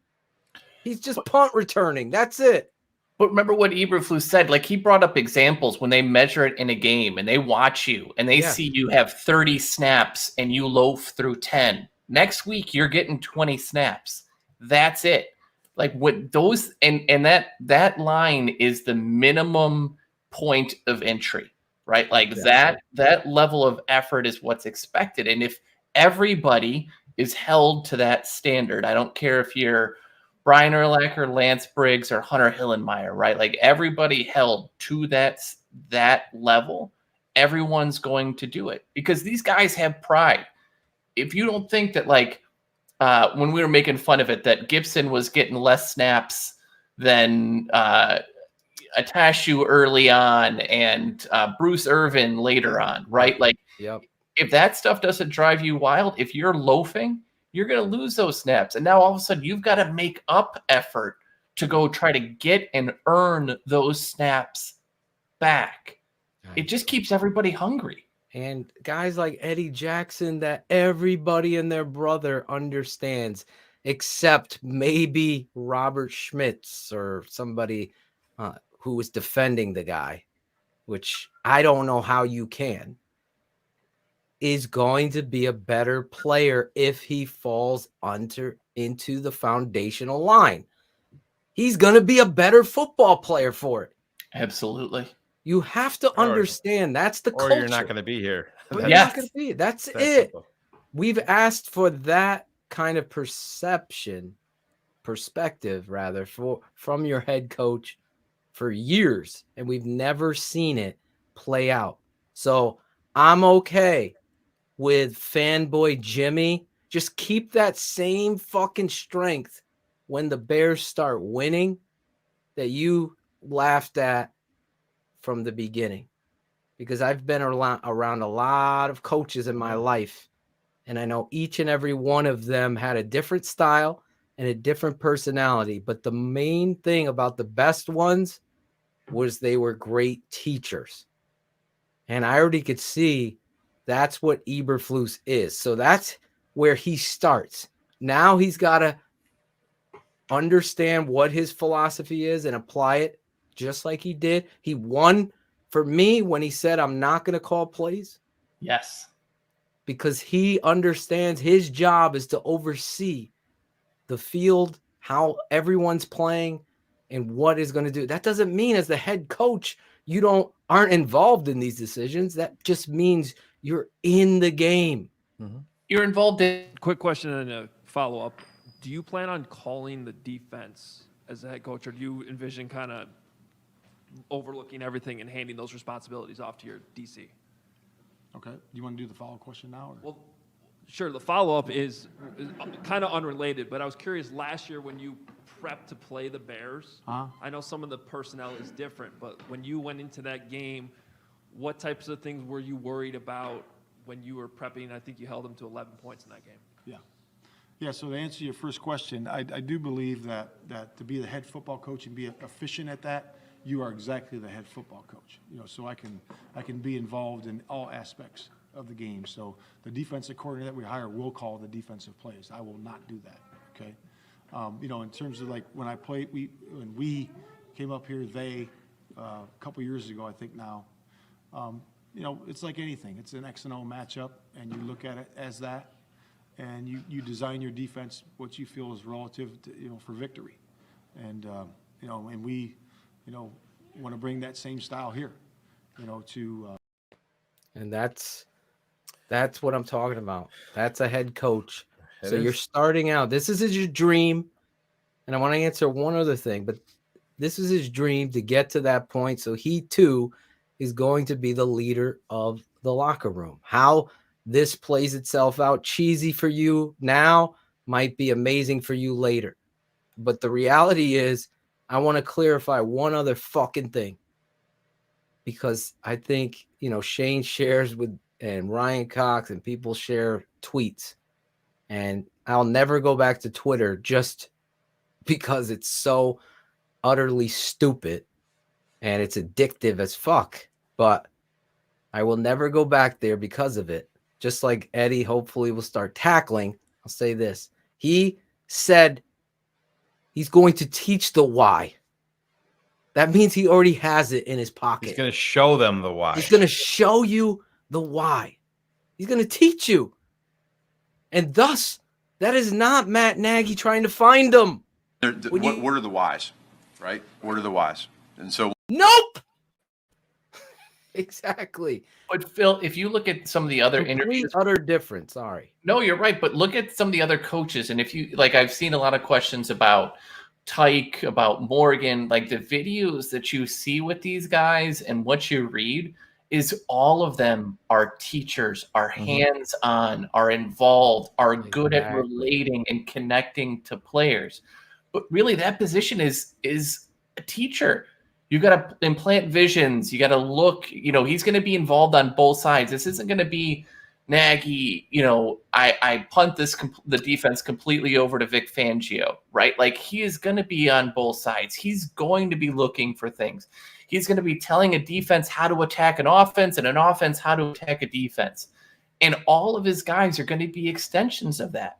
That's how you develop. That's how you grow. That's how you get the best out of everybody.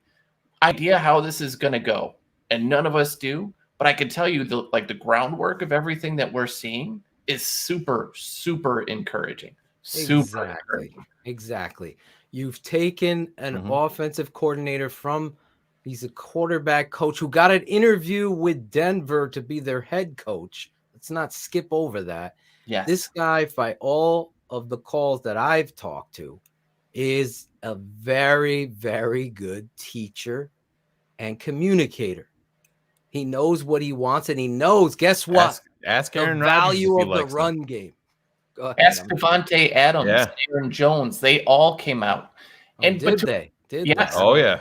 And extend that out. Tyke got interviews to be the offensive coordinator. That's coming tonight.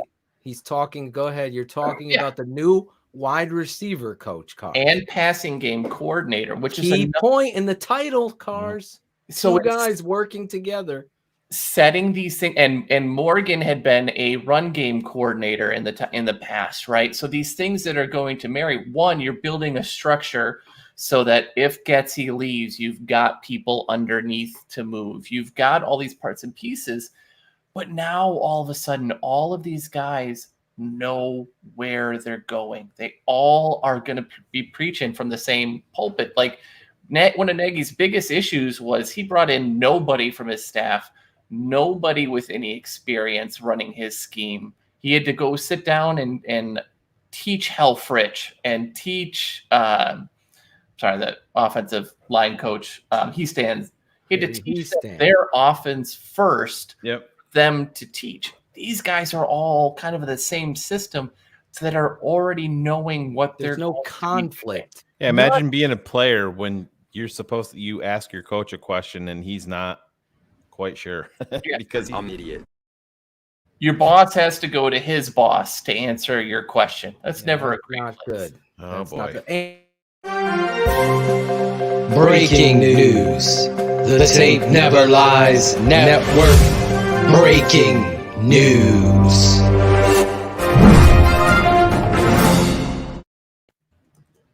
Fucking awful.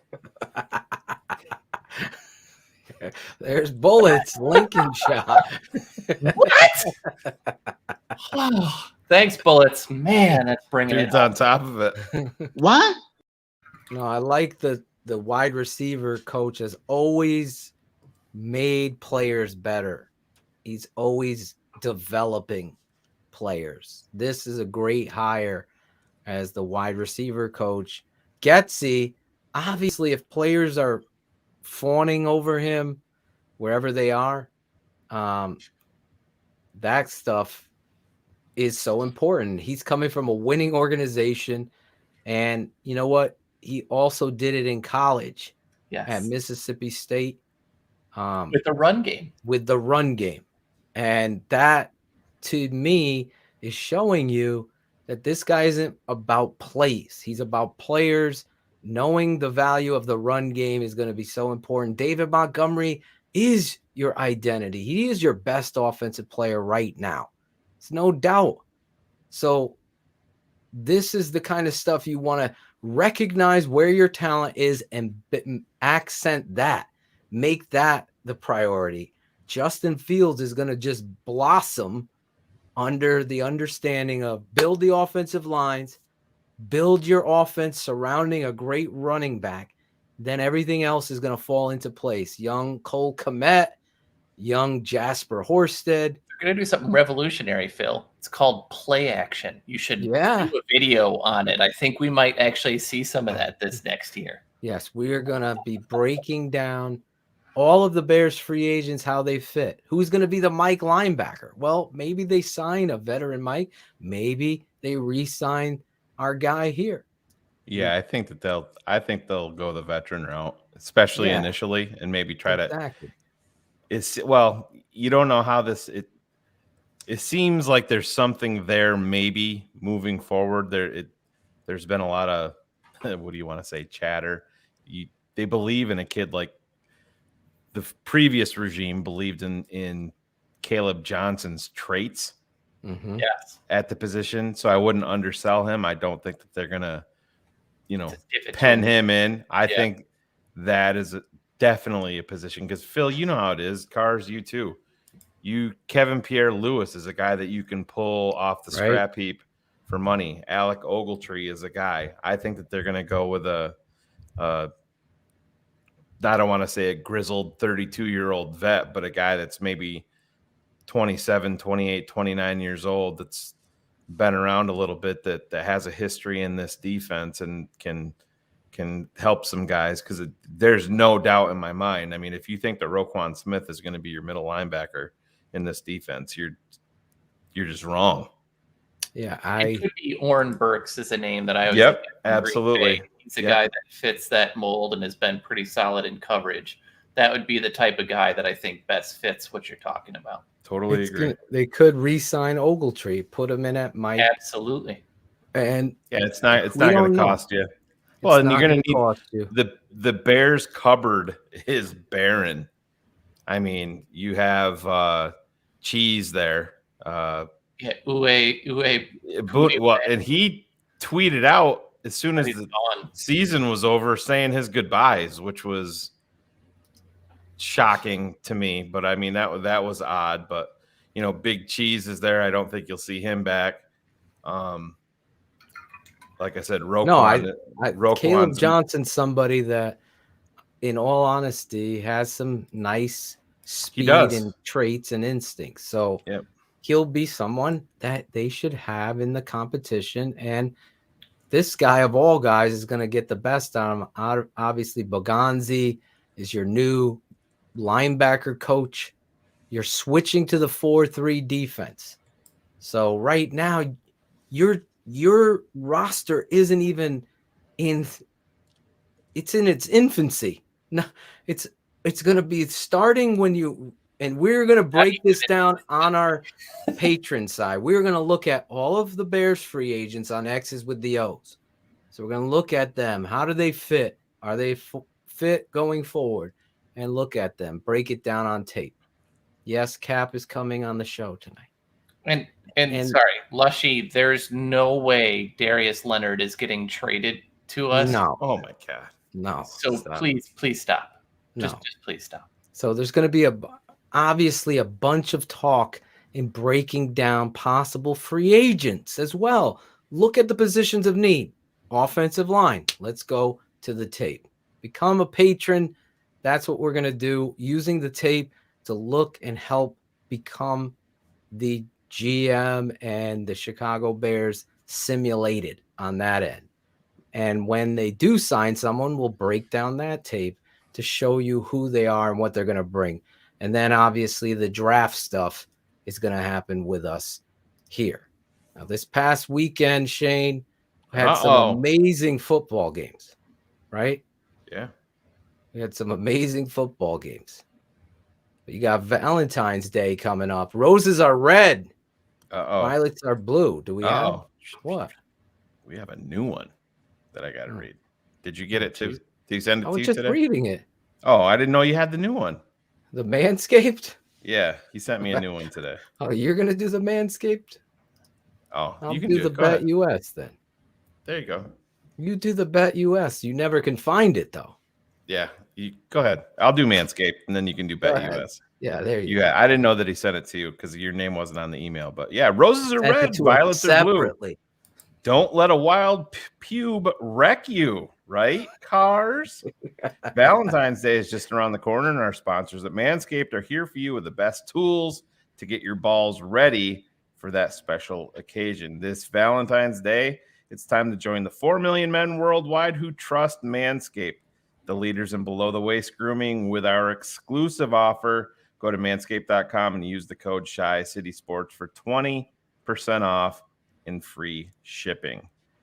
I'd like to propose making February 13th a national holiday as National Shave Your Balls Day. I know Cherie has a hoodie that says that. Who's with? I can only imagine the smells coming out of that thing, but I think this is one holiday that men and women can get behind. This package also includes the Weed Whacker, nose, ear, and hair trimmer to whack all the worst of your weeds. Manscaped even threw in 2 free gifts. 2! Their shed travel bag and their anti-chafing boxer briefs. And anybody that knows Claudio, he chafes a lot. So to keep your boys stored comfortably. Get in somebody's ass today. I'm sure Manscaped loves all these drops in the middle of their promo. So do I, though. And don't forget to smell good, not only around your balls, but all over. Made with their signature scent, the Manscaped Refined Cologne will complement your collection with smell perfection. Manscaped created the products for a night just like this and will make your V-Day date say, wow, that's a great set of balls you got there.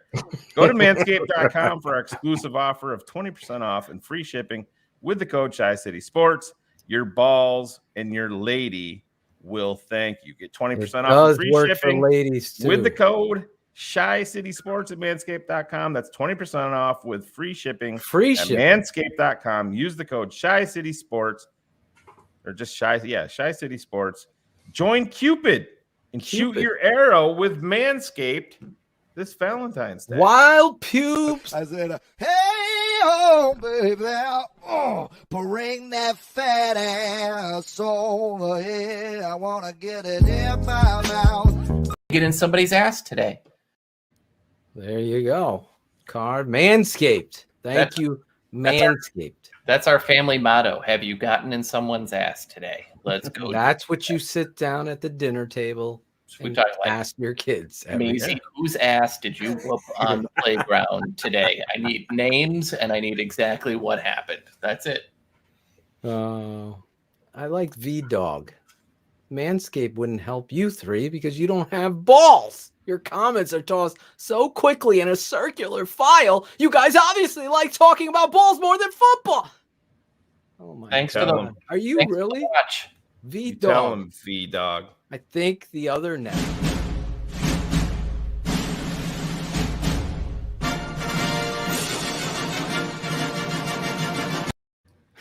V-Dog. Yep. Yeah. Vagina dog. bedtime. Yeah. That's short. I could tell though how much we're in the circular file since you're watching us on YouTube. And Yeah, imagine. I could tell just how that works. Yes, I have no balls. I just put my name to everything I have to say. B Dog's got to wait for Lowe's to open up so he can patch his blow up doll, keep himself busy. Poor V Dog.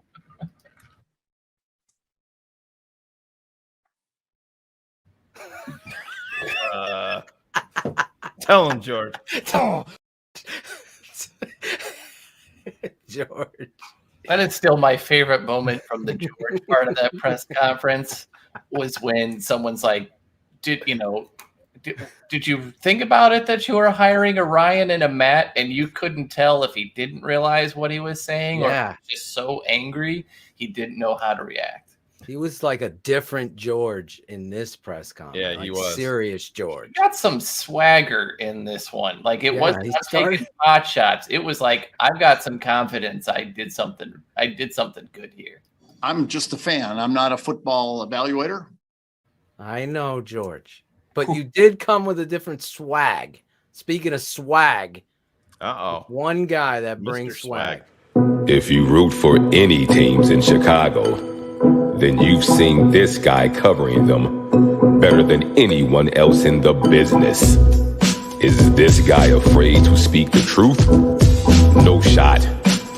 He's not afraid to speak it, even when he knows it's going to create a firestorm. Ladies and gentlemen, Bears fans, get up out your seats and give it up for the 3-time Emmy Award winner, a member of the WGN Radio Walk of Fame, the IBCA Hall of Fame, the CPLBC Hall of Fame, and last but not least, what he's most known for, being Mindy Kaplan's husband. Give it up for the former Piper, David Kaplan.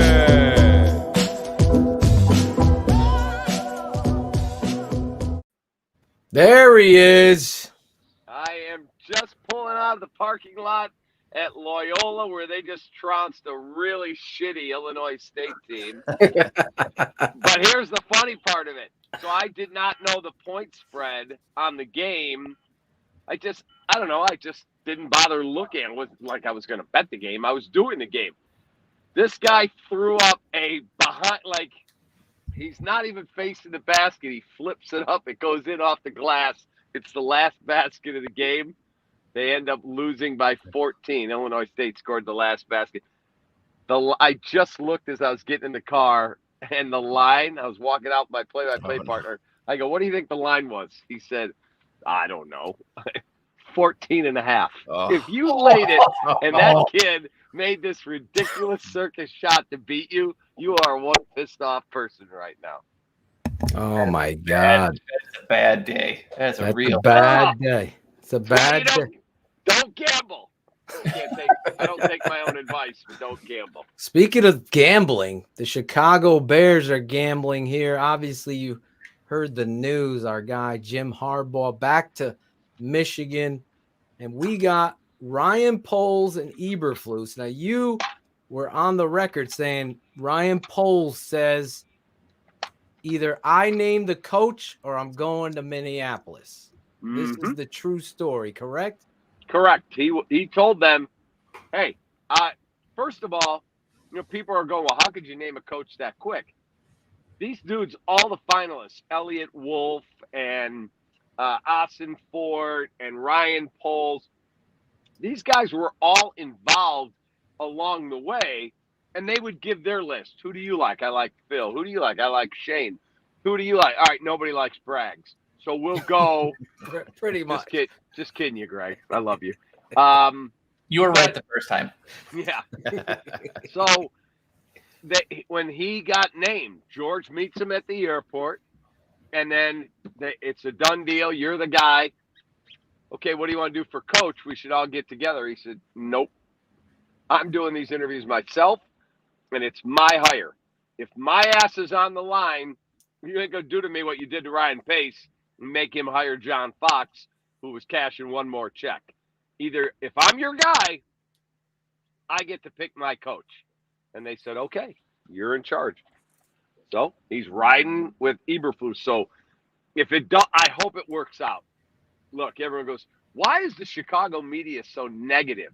We're not negative. George and Ted have to earn the benefit of the doubt. Right. You can't just automatically go, oh, I'm sure they got it right this time. Really? Why? Because they got Trustman right? No. Because they got Nagy right? No. So Fox? None of them. So I can't give them the benefit of the doubt. I hope to God that I'm coming on here all the time going, boys, can you believe we're 13-4? We're the number one seed. Nothing would make any of us happier. Nothing. But come on, they got to earn that now. Let's go. I totally agree. The equity has been burned. I said to every fan, you have to be in the middle. It's okay to fold your arm, watch it, be hesitant, but don't belittle the facts. The facts to me, Coach, was, as you're a coach and have been a coach, you saw that this guy speaking coach speak. That's because he is a coach. That's what he's hired to be. The acronyms and all of that stuff, I think, are good because they're the opposite of Nagy. There was no identity. There was no anything applied to the Chicago Bears of who they are and what they are till that presser. Are you of that belief? Yeah, look, he's a coach. You're exactly right, Phil. That's what coaches do, man. Exactly. They have their little, these 4 letters mean that in the end, did we win or did we lose? Is our quarterback any good? Did we get good players? And do you get them to play hard? In the end, that's all it really matters. Not mental toughness, extra effort. That was what one famous coach had, or this one's got hits or loaves or this or that. Hey, man, is Justin Fields the answer? Because if he's not, you're going to get your ass fired. Exactly. Yeah. Cap, when you saw Ryan Poles come out and immediately say after reviewing the tape he was actually sickened by the offensive line and their reaction to their quarterback getting the shit knocked out of him and nobody even goes over and helps him up. And when you see Ryan Poles in the position of power, and then he brings in the kid from Philly along with him, a former offensive lineman. Ian Cunningham. Yeah, Ian Cunningham. And you have Justin Fields already in place. Does that bump up your enthusiasm level with this group moving forward, that this is going to be a priority, building from the inside out finally on this team and making the offensive line a priority? 100%. And, again, we hired 2 guys who have never done it. Ryan Poles has never, ever once had to put his ass on the line and make a draft pick. But he has trained in a good organization. He continued to get promoted up the chain through 3 different administrations there. John Dorsey and Scott Pioli, who originally hired him, and then Brett Veach now tells you, most dudes, hey, man, sure you're good, but I want my own guys. They kept promoting this guy, so they obviously liked him. People who have great reputations have said, this dude is a winner. That's the guy you want building your team. So if he's got all these people that are willing to put their neck on the line and say, this is the right hire, let's go. Let's get it done. But when I saw Justin Fields get hit late, Kevin Jenkins, the only guy who comes racing over to drill somebody, and Jermaine Ifedi is yelling at him, we don't need to take any 15-yard penalties. Oh, why? Because you'd rather be 7-10 than 6-11? Yeah. Stop. Yeah. Olin Kreutz said it best to me. There are times a 15-yard penalty is worth it. And that was one of them. 100%. Actually, it wasn't, because Ifedi got to be captain next week. Yeah, that's a whole other thing.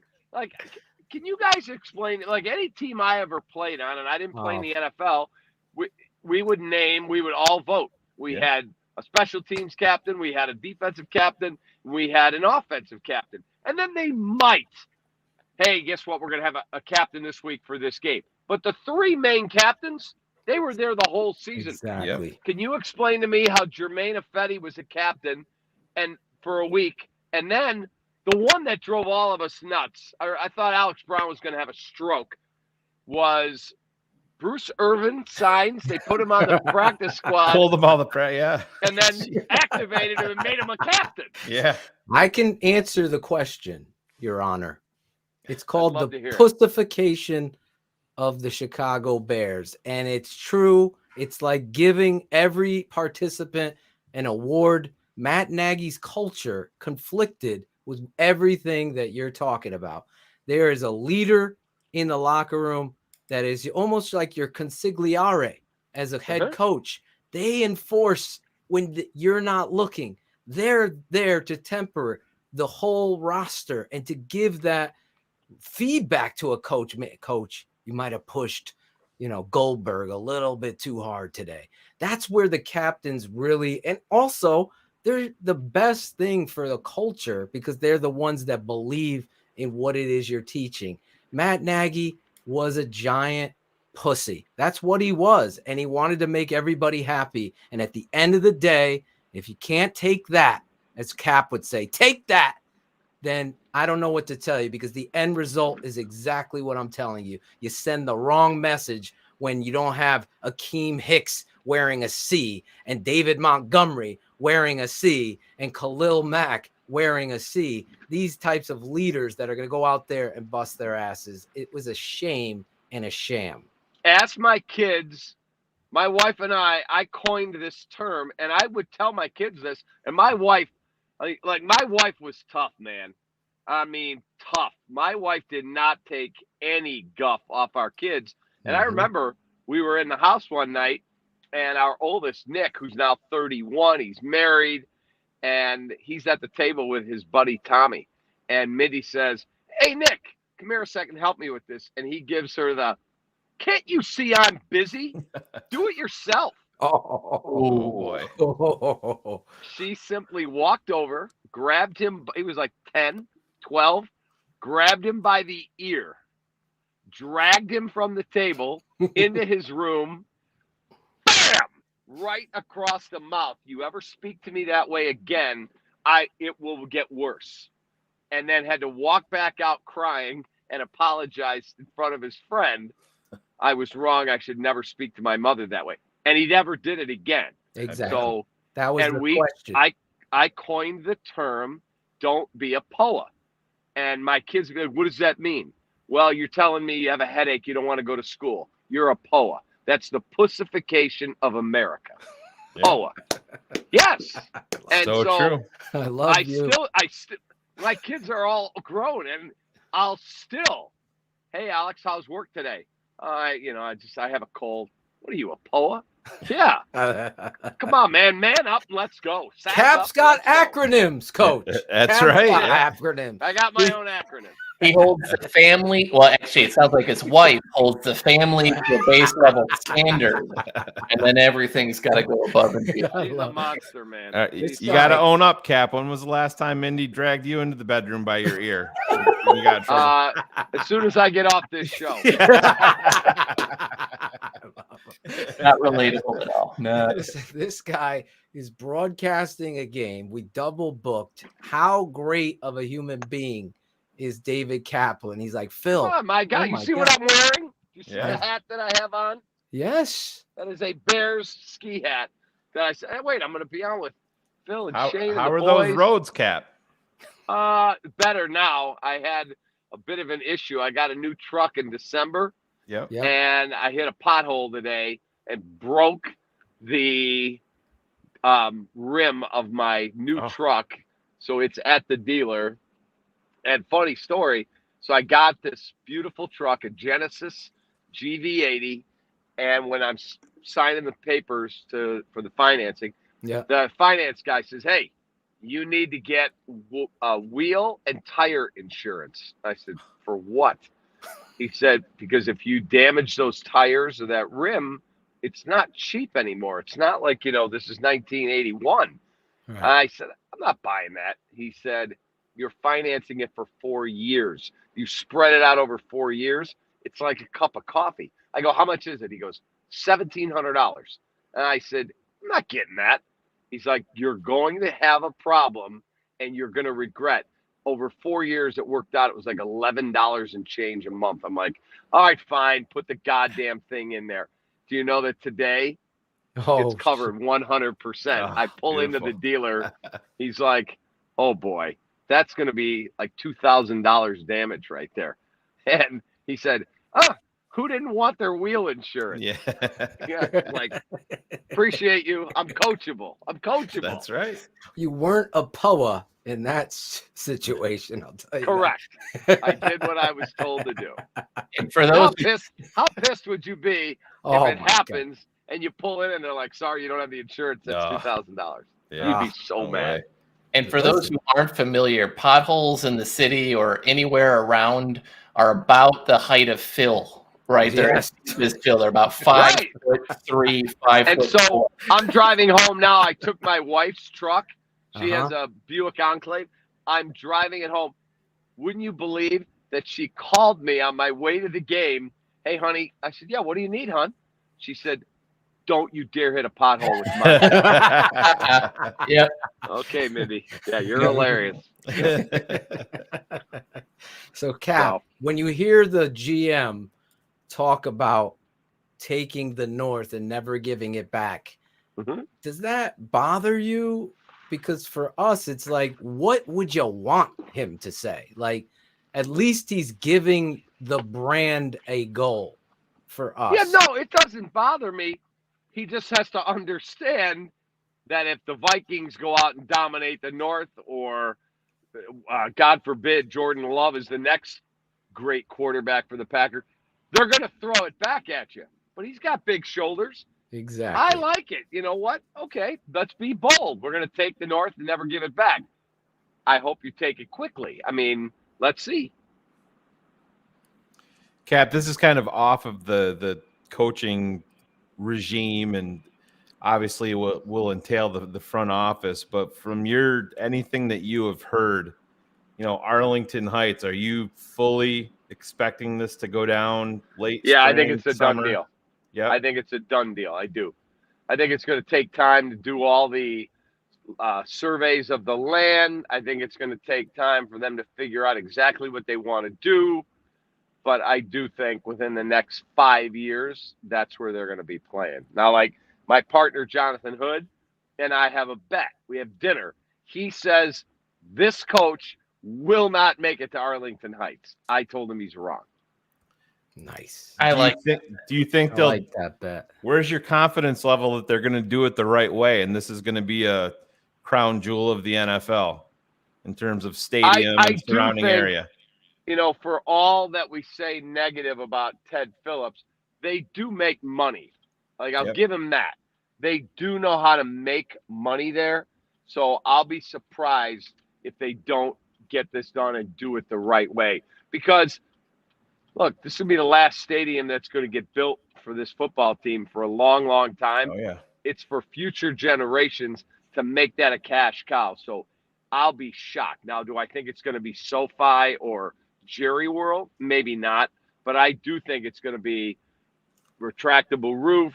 They'll have, the bars and the restaurants and the shopping and the sports book. And, yeah, they're not stupid. That franchise is worth north of $4 billion now. Yes. Can you imagine if you add all that your own to stadium? it? It's a $10 $12 billion franchise then. Absolutely. Blink of Will an it be eye. grass or turf field, in your opinion? So they never wanted to pay. They've got the worst field in the NFL. They Right. never wanted to pay to put the turf in. And every time I had a chance to ask Ted Phillips, it would be, we're still studying it. I'm like, the last time I talked to him, I said, still studying it? You guys have been studying it for like 25 years. Like, I asked Tom him. I asked George that question in New England. He's like, you know what? Ted has done a lot of research on it, and we like the traditions. So my wife's sitting there, and to her credit, she's like, but traditions don't win Super Bowls, right? Right. And that's your wife's correct. Exactly. Didn't they win the Super Bowl when Soldier Field was turf? Am I correct? I think Soldier Field was still turf in Yeah. 85, correct? So there you go. Sell that. 7. Take that, George. Take Let that, me ask George. But here's the other thing. So like Green Bay has a natural turf with synthetic fibers that are wound through it. Yep. The same thing in New England. Like if it's good enough for Tom freaking Brady to play 20 years on, why can't we get that? I'm not asking for you to play on cement. Come on. Put the turf on. You're drafted. Let me ask you this real quick. Jay Hood, your partner. What is he talking about? Justin Fields versus Kirk Cousins. I almost want to drive all the way to Chicago, yoke him up, all 5'7" of me, in his he's analysis. 6'3", What? 350. That's all right. I'll fire out. It's not the size of the dog in the fight. It's the size of the fight in the dog. Exactly. So he said, right now, today, who would you have? And I said, I know what Kirk Cousins is. You can't win with him. Right. I know. Is he a good player? Yeah, he's a solid quarterback. I don't believe you can win a Super Bowl with Kirk Cousins. Maybe we'll all be proven wrong. So my response to Jay Hood was, hold on a minute. You know you can't win with that dude. You don't know you can't win with that dude. And that dude, Justin Fields, has a lot of the qualities we're looking for. I'll roll with that guy. Yeah, the kill shot is you put them both on the open market. Everybody's going to Justin Fields before they're going to Kirk Cousins. No question. That's a great point. Except Chris Spielman. Yeah, right. Exactly. There's no doubt about it that I don't know how Jay Hood flip-flopped from his praises of Justin Fields to this. It just baffled me how that transpired. So I'm, again, never get to be there with you. I got to defend my boy Cap for standing in truth and being truthful in it. I appreciated that. And I love my guy Jay Hood, but we battled on that one. Oh, yeah, it's not even a battle to me. Like if you walked into somewhere and there's 2 meals and one you go, I've had that. It's really not very good. It's okay. I'll at least have my stomach will be full. Or you looked at that one, you go, that looks really delicious. I don't know if it's good, but I know the other one I don't want to eat. Then I'm eating that one. Exactly. I think the tiebreaker should just be to ask Stephon Diggs which one he would rather play with. I'd answer the question best for everyone. That's a very good point. Very good. Cars, you had the question? No. Oh, I thought you were jokes occasionally. Oh, you're just there for jokes. Cap, you look at this football team. Bill Polian was on your network today talking with Waddle and Sylvie, and I gave them credit. They did a great job. But I felt it was very enlightening. 2 things I wanted you to talk about. Obviously, there was this rumor that Poles kicked Bill Polian to the curb. That kind of was shut down today by Polian, that he kind of wanted Ryan to do that. The second thing was Polian doubles down on building, after looking at the roster, which he did his homework, this offensive line needs a lot of work. So when your GM is openly in February saying that's where they're going to attack, that's what they want to be, have you ever witnessed that in Chicago, where they're that transparent right now? Yeah, Jim Finks. Jim There you Finks, and you're too young. Jim Finks came in. First thing he did, he drafted Ted Albrecht out of Cal, Dennis Slick out of Wisconsin, eventually Jimbo Covert out of Pitt. He just kept throwing high first-round resources at the offensive line and then converted Mark Bortz from a defensive lineman to an offensive lineman. He had Jay Hilgenberg out of the University of Iowa from Hayden Fry.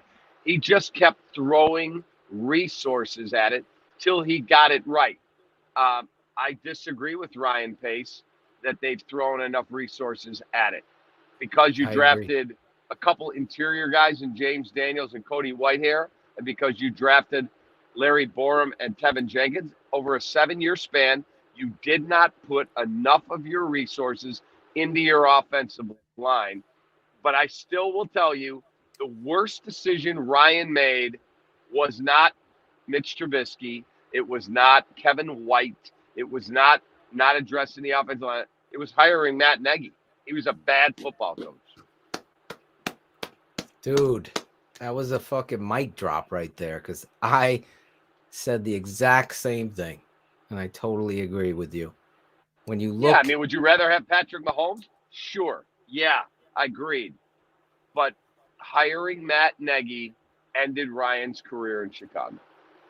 yes, it did, and that's how important a head football coach is in football. Right. Let's just You're be exactly honest. right. In any other sport, it's the ultimate team sport, so it needs to be stated again. This is why I love Cap, because he keeps it 100 on the Tape Never Lies Network show, Keeping It 100. You couldn't have a bigger mic drop as he drives through the snow, trudges through the snow, keeping his promises to his boys over here at TTNL. That's what says everything about you. I can't thank you enough. Oh, well, you're Go my ahead. friend, and I love being on with you guys. Let me ask you this. Yes. So, if you were real confident in your plan and how you were coaching, you wouldn't care if I ripped him or you ripped him. You would not care. You would do what you do, and you'd go down swinging. So explain to me then why he starts Larry Borum, and Larry Borum actually plays for a 5th-round pick, played pretty well. Yes. The next week, he sits him. We've got to play Jermaine Ifedi. He's earned the right to play. Ifedi goes out and plays okay, and we blast him all over Chicago. And the next week, Larry Borum's right back in the lineup. Like, exactly. Dude, if you want to die on the Jermaine Ifedi hill, go for it. You're the head coach. But to be that clueless where you're swayed this way and that way, and that game plan in Cleveland, we're going to block. Like Olin Kreutz put it best. He said, okay, hold on a second. We got a guy who's 40 years old playing left tackle. He makes $1.5 million. He's going to block a guy who signed for $135 million. I'm shocked. People are shocked. That didn't end well for us. Let's go to the other end. A washout from Seattle making $5 million is trying to block the #1 pick in the draft who signed for whatever it is, $20 million a year. I'm shocked. People are shocked that Jermaine Ifedi got abused by Clowney and all these other guys. And we went 5-on-5 with them and couldn't figure out why they beat the shit out of our quarterback. Cap, if you look back to around Thanksgiving when the report came out that George had reached out to Trace Armstrong and talked to him, and I know that he was connected potentially maybe as a president moving forward, but do you think that there's a little bit of the truth to him being kind of the de facto president guy that puts you on the path of Ryan Poles and Eberflus? He's their agent. Maybe that's when they put him on the map for George way back then.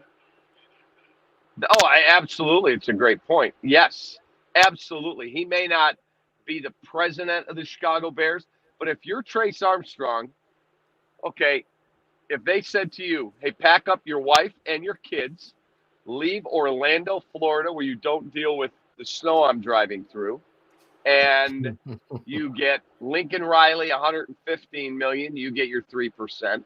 You get Brian Kelly, $95 million in bonuses, you get your 3%.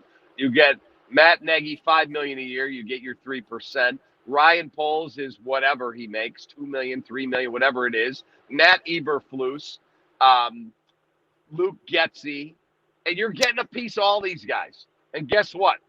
They're in the office tonight, I guarantee you, looking at tape of our team, talking about who they can sign, looking at the salary cap, studying trades and draft picks, all of it. And guess what Trace Armstrong's doing? He's probably sitting on his back deck where it's 82 degrees. He's having a cocktail going, hey, honey, did all those checks clear the bank yet? Why would he want to come here and do this? Let me ask you this. Your partner was the guy that I was the first guy to coin, and me and you talked privately about it, to be the president, the football magician, as George said. So you're sitting there, you love Olin, you know who he is, and everybody who has a brain for Chicago football should know who Olin is. But when you're sitting there watching George McCaskey answer Adam Hogue's question about the $15 and you hear George's answer, personally, your truth, what did you personally think of that situation? Okay, so because we keep it totally real. So Olin had told me that story. Right. And I am sitting there watching the press conference in my office at my house. I'm watching this, and no one has asked about the $15. No one. So I'm texting Wiederer, I'm texting Haw, I'm texting all these guys, and no one has asked the question because they're asking other, important stuff. I text my boy Hogue. I'm like, dude, you have to fucking ask about the $15 an hour offer. Right. And bam, here it comes. Bam. Adam Hogue, I love you. He asks it, and George takes the flamethrower to Olin. I pick up the phone. I go, Big O, you watching this? He goes, oh, yeah. I absolutely am watching this. And Olin just did like 3 or 4 interviews around here and just buried him. Because it's true. It is a true story. He called up Ryan Pace the day Ryan got fired. Ryan's a great, great dude. Like, you'd really like him. He made mistakes. He lost his job. It is what it is. Ryan, his phone rings. It's Olin Kreutz. He answers the phone. He just got fired 5 hours ago. Olin's like, hey, man, I'm sorry it didn't work out. You're a good man, blah, blah. Can you just – I'm a little whacked in the head sometimes for getting hit so many times. Did you offer me $15 an hour, Ryan Pace? Yes, we did. There it is. There it is. And then he called Harry Heastan and said, Harry, what was the offer you presented me? $15 an hour. It was the way the Bears have explained it is that they have this like standard contract that if they said to you, me, and Shayne, hey, could you guys come to camp and, field footballs for the backup quarterback or help us carry the water just $15 an hour. That's what they'll give you because you can't work for free. Insurance, all that stuff. So they just grabbed the standard agreement and went, here, that's what the agreement looks like. And it's $15 an hour. And Olin's like, this got to be a joke, right?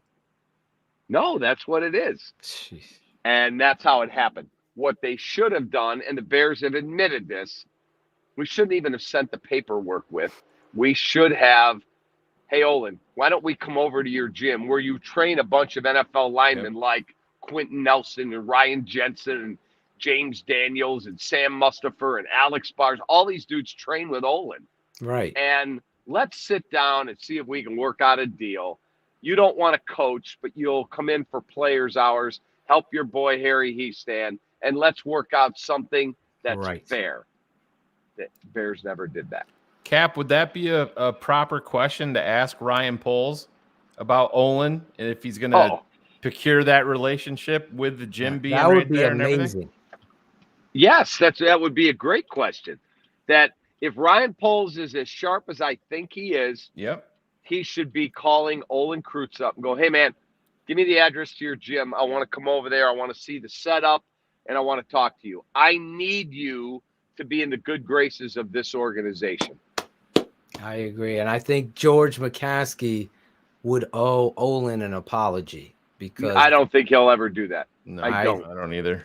You guys don't? Just keep Olin away from George and George away from Olin and keep it to football people.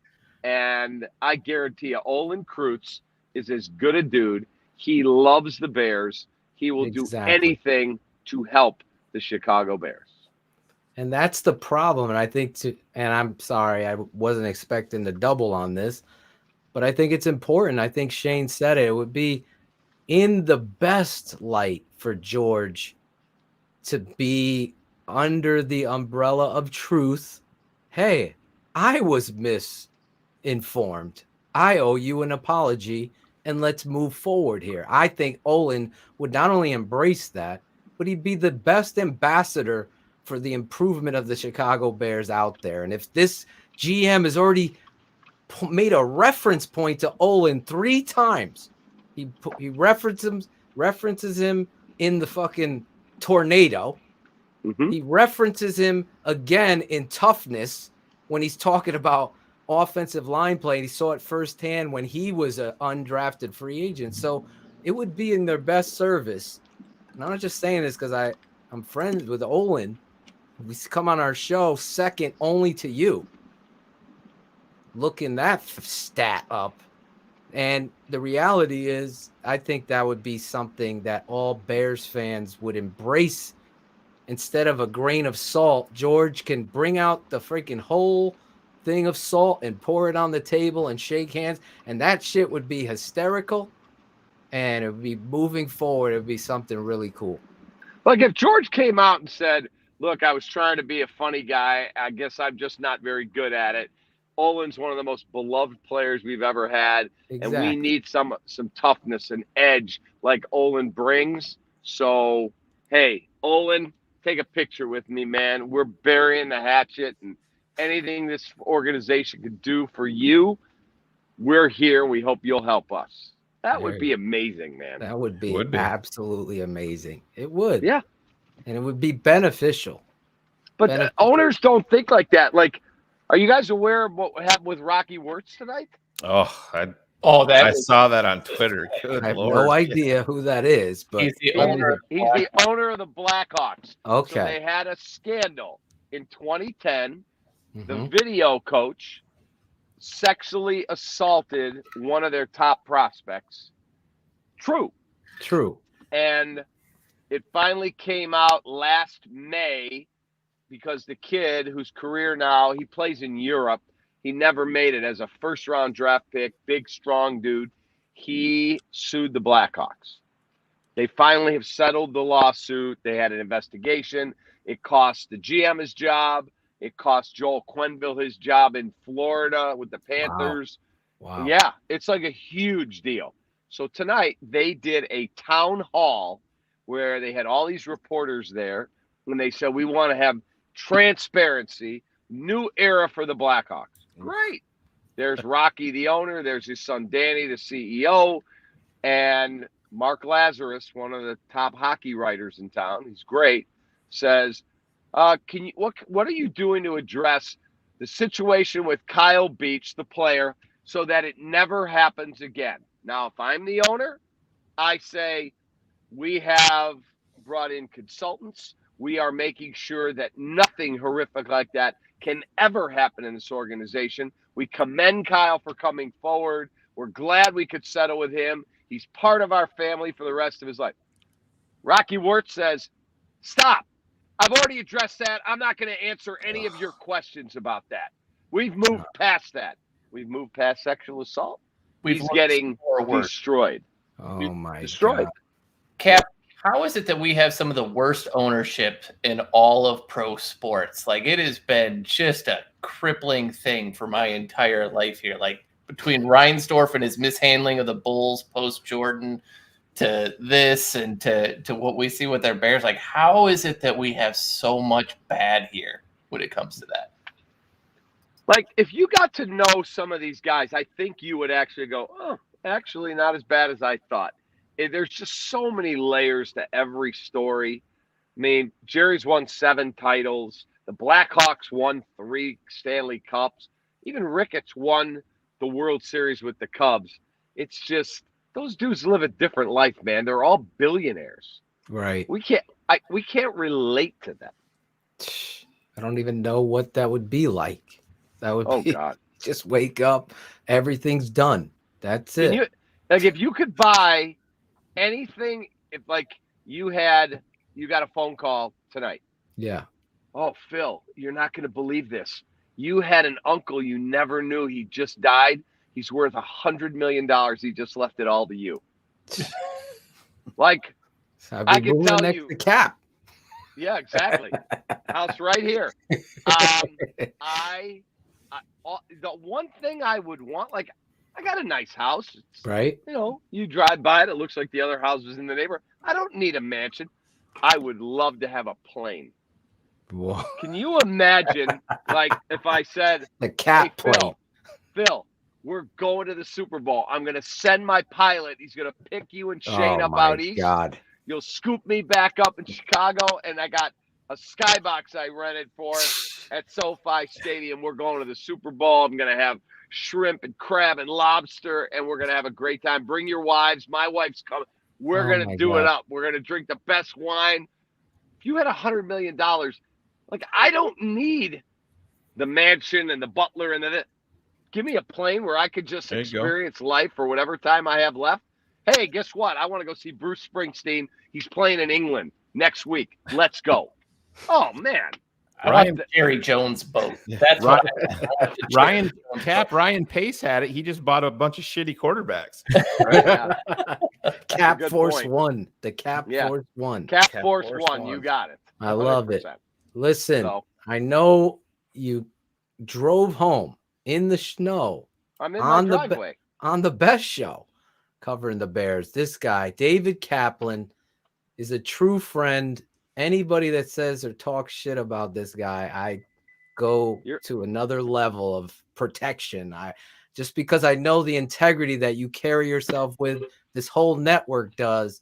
You do a tremendous job on your show, fighting off Jay Hood's stupid takes.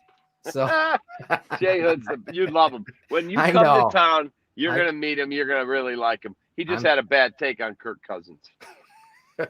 Well, we love you. Obviously, feeling is mutual. Hey, Shayne, how's your son? He's thriving, Cap. He's doing great. He got his first haircut last week. Hair's coming back in. He's doing great. I mean, if you were to, he actually was excited about you coming on. He was looking down at his Twitter feed. He's like, Dad, Cap just tweeted that he's doing college basketball tonight, so he's not going to be on the show. And then Phil reached out to me. I said, if I can do it after the game, I'm in. Yeah, absolutely. But he was really excited. I mean, if you were to see him, you wouldn't, he's just normal 10-year-old kid. So he's doing great. I'm going to show you. So I got this episode of Cribs right now. You see this? Look at this. Beautiful. What is that? That's my Bears helmet right there. Is that autographed or is it just given? No, this I bought it. Oh, you bought it? Yeah, the only one I have that's autographed is I got this one to put in my office. It's actually a real one. It says "Expect Victory." Gary Barnett when he took Northwestern to the Rose Bowl. Rose Bowl. Darnell Autry. Darnell Autry. There you go. Darnell Former Bear. Yeah. So I've got the Bear helmet here. I've got a Cubs helmet, a White Sox helmet. There's my Cubs helmet right there. Yeah. So do you think Ryan Pace will ever do like an interview with you or ever be seen? I hope so. I've talked to him since he lost his gig, and I said, hey, why don't we sit down and talk one day? He just, I think he wants to decompress. I think he's wounded. And, I just personally believe, look, they all miss on draft picks. All of them. Bill Poley into all of them. His biggest fuck up was hiring Matt Nagy. Yep. He's David Kaplan. He's in his garage. Yes. He works a morning show. He's doing the broadcast on the basketball, and then he's coming on with his boys here on Keeping It 100. Cap, I can't thank you enough. Yeah, let pick out another night and let me know when you want to do it again, and we'll do it, where I'm sitting in the house drinking bourbon talking to you guys. Yes, I will reach back to you. I didn't know. I just assumed. It's on me here. I assumed you knew Wednesday, but listen. We'll make all it good, up. Man. We made it work. Oh my God, you made it work. You were like, Men at Work. Remember them back in the 80s? Oh yeah, I remember Men at Work. Absolutely. Little Land Down Vegemite, Under. little Vegemite sandwich. There you go. go. There you go. I love you, bro. Have All a right, great love you, night. boys. Give See the you, best Cap. to the wife and the kids. Same to you, and you let me know when we're doing it again. I'm in. All right, brother. Thanks, Cap. All right. See you. There's not a more respected. I don't know. Authenticity rules the day for me. There's not a lot of guys that would take, 10 p.m. at night. Exactly. It's like dude that gets up early, is grinding all day, and taking the time during a snowstorm, calling up and hanging out with us three schlubs. That snowstorm was no joke today. It's still snowing there? You got hit hard. We got about 8.5 out in the yard, so it's we're still going now. No, it's done now. Oh, okay. It's barreling for New York.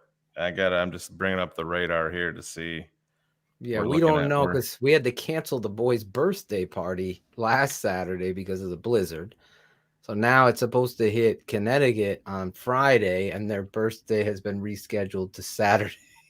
So I don't know, Cars, if we're going to get this laser tag pizza birthday party off the ground.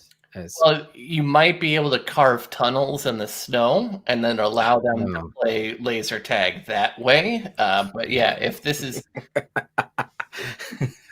Nobody likes brags. That's right. Please text that to me. They actually, I got it. You guys have. I'll send it to you. You're producing really well tonight, guys. You're on the air, baby. You're on. You did it. You made it.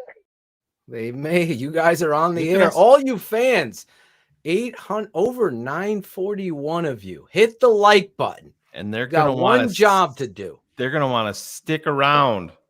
Yes. We have some surprises coming up this weekend, Phil. Oh yeah, we got a bunch of surprises. Oh, do we? We got X's with the O's Saturday. I am going to be taking a really deep dive into why these fucking blog boys are wrong about Khalil Mack. And we're going to look at the tape and show you exactly why this guy is not only going to be tremendous in a 4-3 defense, which, oh, by the way, Cars, he played with the Raiders. I think he won the defensive player of the year when he was playing defensive end. I think that's get in somebody's ass today. That's what we're gonna do. I got a big question here, Phil. Yeah, where for us new patrons. Yeah, Phil is in Connecticut. I'm in New York. We're not from Illinois. We're not from Chicago. Claudio's from Connecticut. Jackal's from Connecticut.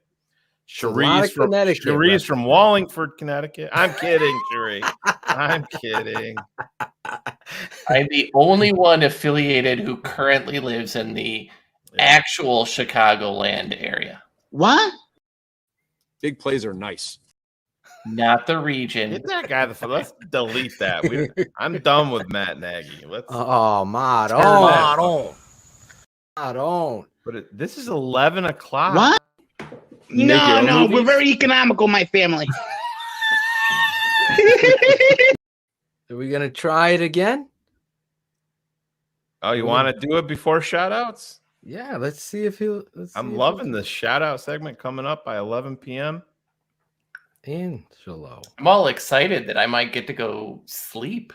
Yeah. Holy see if shit. he picks up.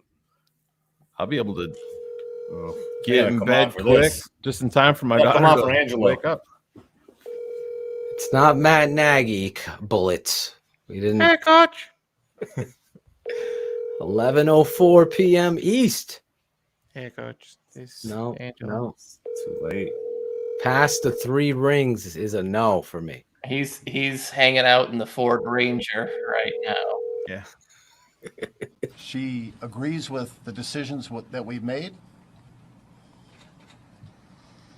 She's pissed off. 3, 8.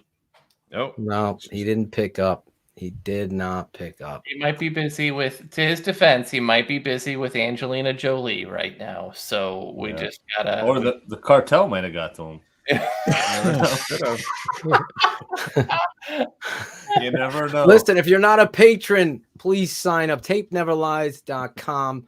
We're going to be bringing you free agency, coach. What is Luke Gepsy? What is his philosophy? We're going to be looking at coach's tape from the college game and then assessing it into the Packers. Who is the new wide receiver coach? Let's look at some of the receivers he tutored. All of this kind of stuff on X's with the O's. X's with the O's. DDP, Coach O, Barelissimo, and they actually figure out the whys. Yeah, he gets to the races because Daniels actually does a great job. But they did all that moving around, get the quarterback right into position again. For crying out loud, he's getting fancy.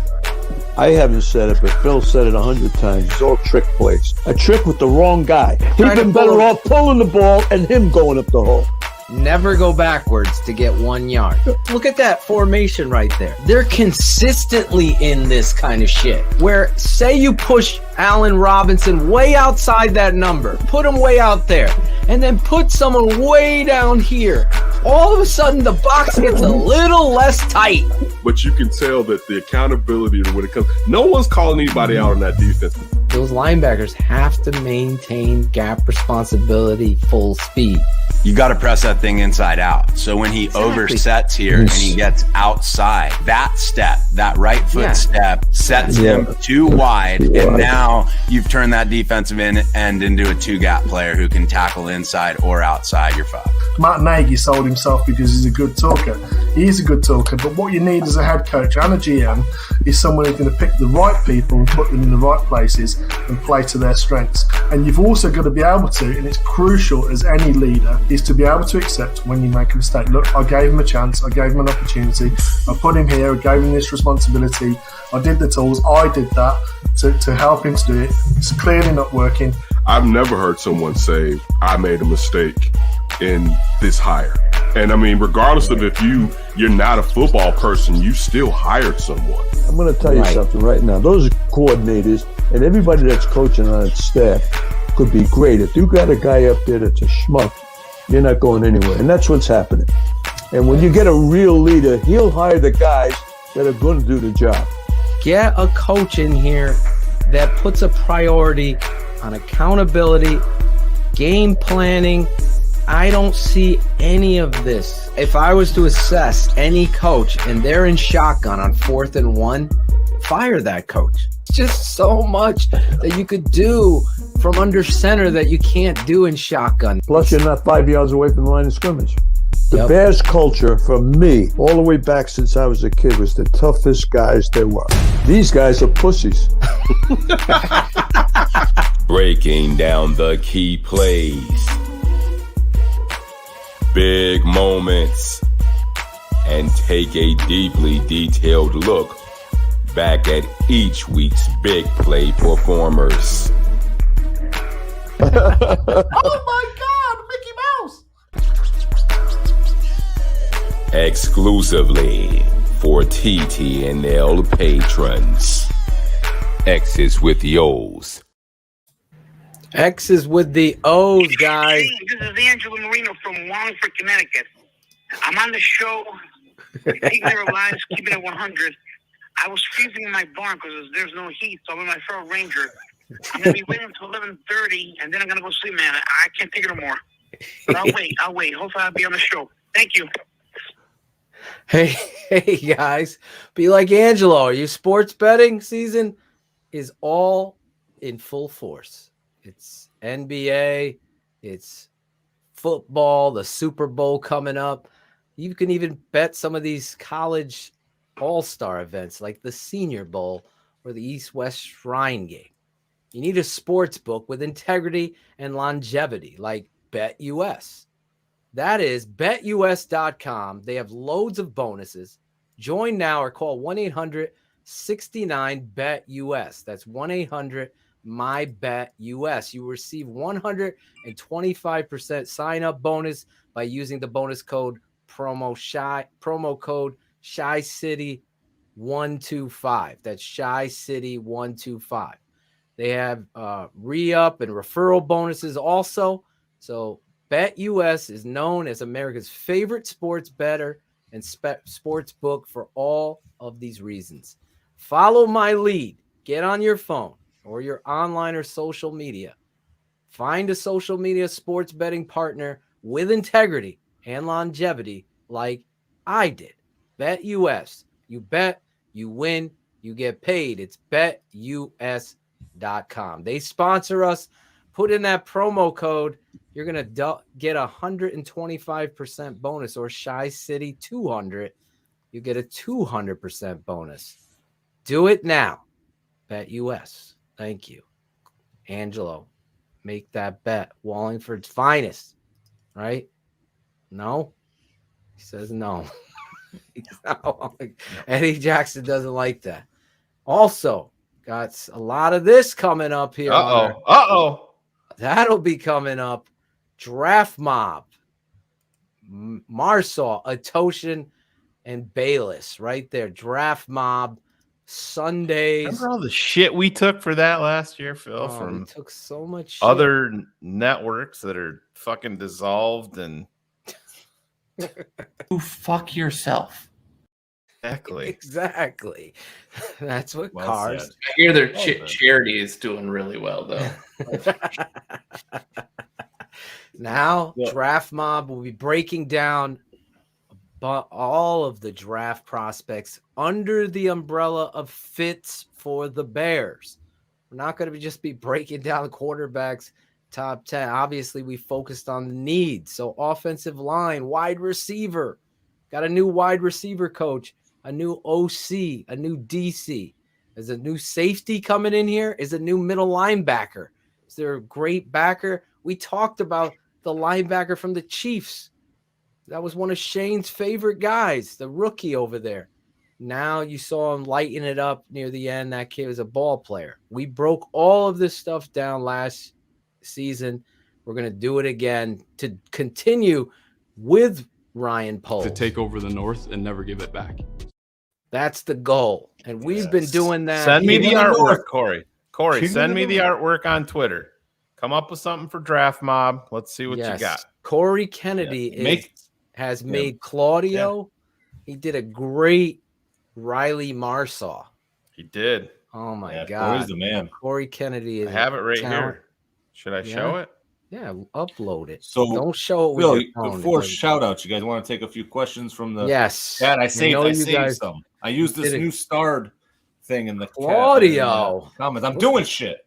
He's finally doing shit. Smoke weed every day.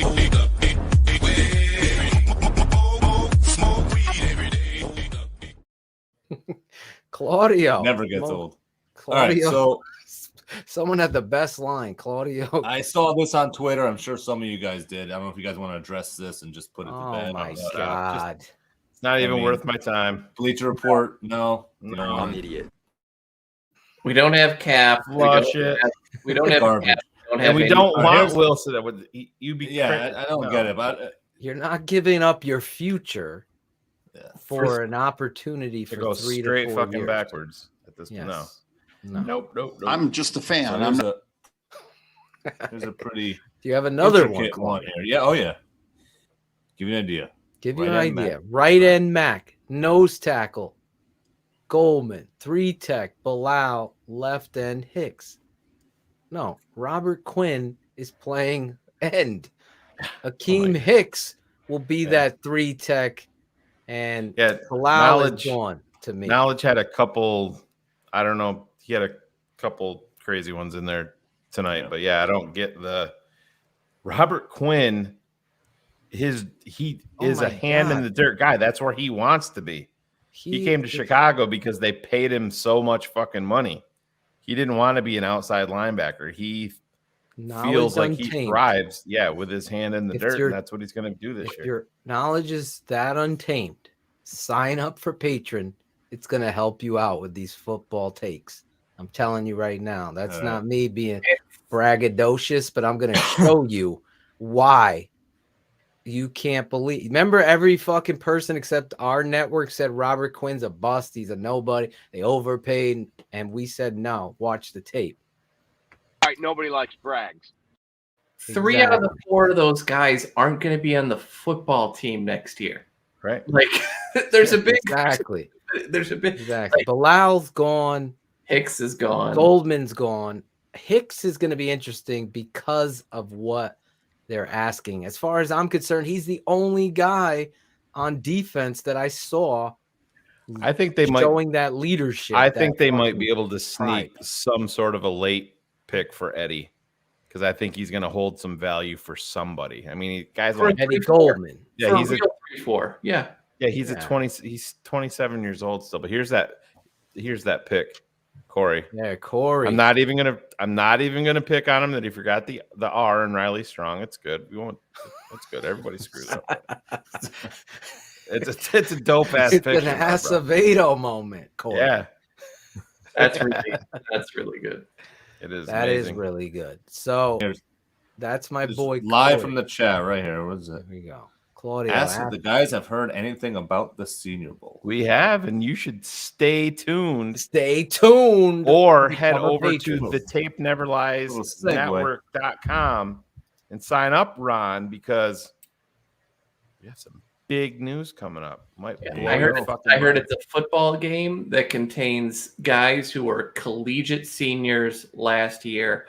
That's what I've heard so far. There you go. Given the opportunity to do a more expansive search, would you have done it? I was given the opportunity. I found him. Yes, I love that. So what are some? The beautiful thing about the NFL is what you see on tape usually is a reflection of the person behind it. Can we play this one more time for our TTNL fans? Sorry, Claudio. No, go ahead. I think this is really important.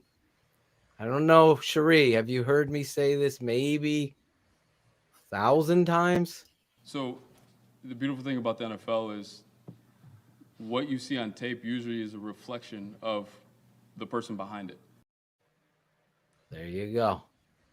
That's a great drop. Is that I think they will Jackal? say tape never lies at one point. Or is that a Caden Winslow catch right there? Winslow. He changed his name? Caden Whitlow. Whitlow. Holy shit. I'm sorry. Thinking of Caden. Kellen Winslow. Kellen Winslow. Exactly. Who's That's smashing exactly his fucking tricycle in the school parking lot. Junior. Senior was playing ball. What are some wide receivers you think they'd sign? Cars? Do you have any names? So yeah, I think they'll look at Mike Williams from the Chargers. I do think they'll take a look at Godwin from the Bucks. Yeah. There's Christian Kirk, I think, from the Cardinals will be someone else that they I look would really look at, because they want speed. I think they want speed, and I think he's the guy for me that I think they're really going to look at. And the other guy, depending on, I think it'll tell you a lot how they feel about him, because they have a history with him, is a guy that's still, he's not super young, but they have a history with Kansas City. Chark has a lot of speed. Oh, yeah. But He's underrated. Somebody that's not going to cash in a bunch of money is DeMarcus Robinson. Yes. He's been in trouble in college, but seems it's former Bear Marcus Robinson's nephew. Is he with the Chiefs? Wow. Yeah. Yeah. Yep. He's an unrestricted. We're going to be breaking down all of those on our patron side with tape to give you a look at some of these under That's the problem. radar. Yeah, somebody had in their injuries, but most of these guys are injured up top. Gallup just had his surgery today. Like I love Gallup. Gallup would have been the guy that they. down. Yeah, Gallup would have been the guy for me too. Godwin would have been the number one guy for me if he's also coming off an injury. He's deeply religious. The other interesting name is you saw him flash a lot in the playoffs for Buffalo is Isaiah McKenzie. That dude is so underrated. That is an explosive cat that you can do. I mean, if you like Debo, I'm not saying he's Debo, but he's a guy that can play some of that role. Yes. A little bit. And that's people have to move off the fucking Tariq Cohen thing. You know, he's out there on fucking MTV wilding out. Yeah. And all that shit. And it's just, I mean, he's not Tyreek Hill. Push that aside. But to me, Isaiah McKenzie is very high on my free agent list. Very high. I love him. I love Isaiah McKenzie with you. We're going to be breaking down all of that stuff. A guy like Jakeem Grant, who got over here in a trade, I would like to see him back. He's somebody I believe has a place here, not just as a returner, but also a slot receiver and a weapon. Another guy that's got to be healthy, but I really believe people overlook. He wasn't used appropriately, in my opinion. Michael Thomas, if he's cut from, I would bring him in and talk to him and see where he's at. Absolutely. Yeah, there's some medical red flags there that I need to be positive. I mean, he's not only got a massive contract, he's got some serious ankle issues at this point. And you got to worry too about his heart a little bit of how he delayed surgeries and all of that. Like, he's kind of like where Eddie was a year ago, where you kind of got to wonder how much of that fire is really there anymore. Yeah, and I saw somebody comparing Jakeem Grant to Isaiah McKenzie. Good. Bring them. Bears need more players like that. Exactly. The Bears lack explosion everywhere. They need speed. Speed. We're going to see a lot Isaiah of that. McKenzie's, you're going to hear his name from me over and over again as a free agent. I'm very high on that dude. He's only going to be 27 here in a little bit too, right? So, I mean, he's a really intriguing guy for that. Well, I texted you in the playoffs, like, Shayne, this fucking kid on end arounds, he's like, he's off on a track race. SEC, Georgia, University of Georgia. So there could be, you know, he's 20. Would you say 26? He is right now. Yeah. Yeah. So he's right there, kind of close to, you know. You have your boy Roquan, give him a call and say, hey, you want to be a piece in this offense? Come join up. But I mean, he's in a perfect spot in Buffalo. I just don't know if Buffalo is going to be willing to pay him. Be up to Ken Dorsey now if he wants to keep him or not. Yeah. We're going to be talking about the free agent receivers. Obviously, it's a big need. I think you are going to sign a big one and draft one as well, or two. That's how important. I think you sign one and you draft two.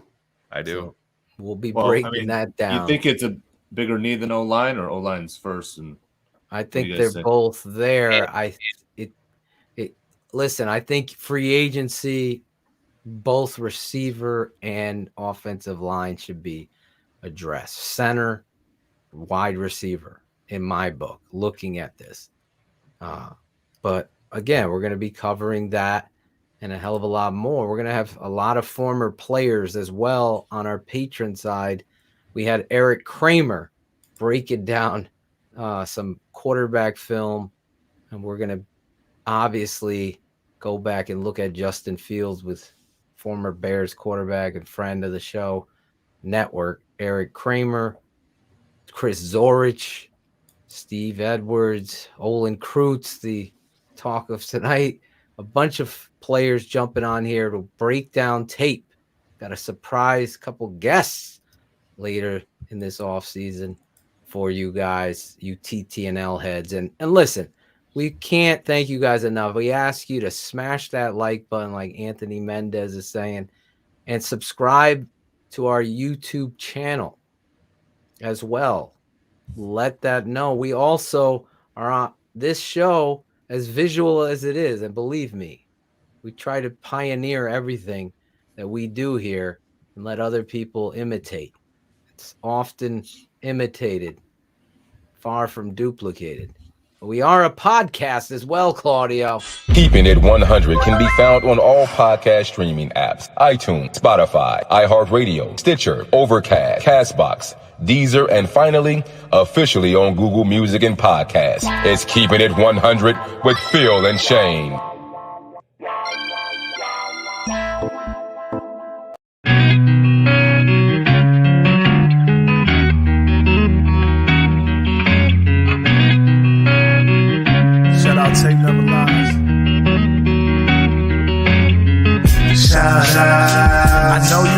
baby. Shout out. I know you see me, baby. Shout out. We gotta holla at you. Keep it 100 crew. Gotta show love too. Shout out. I know you hear me, baby.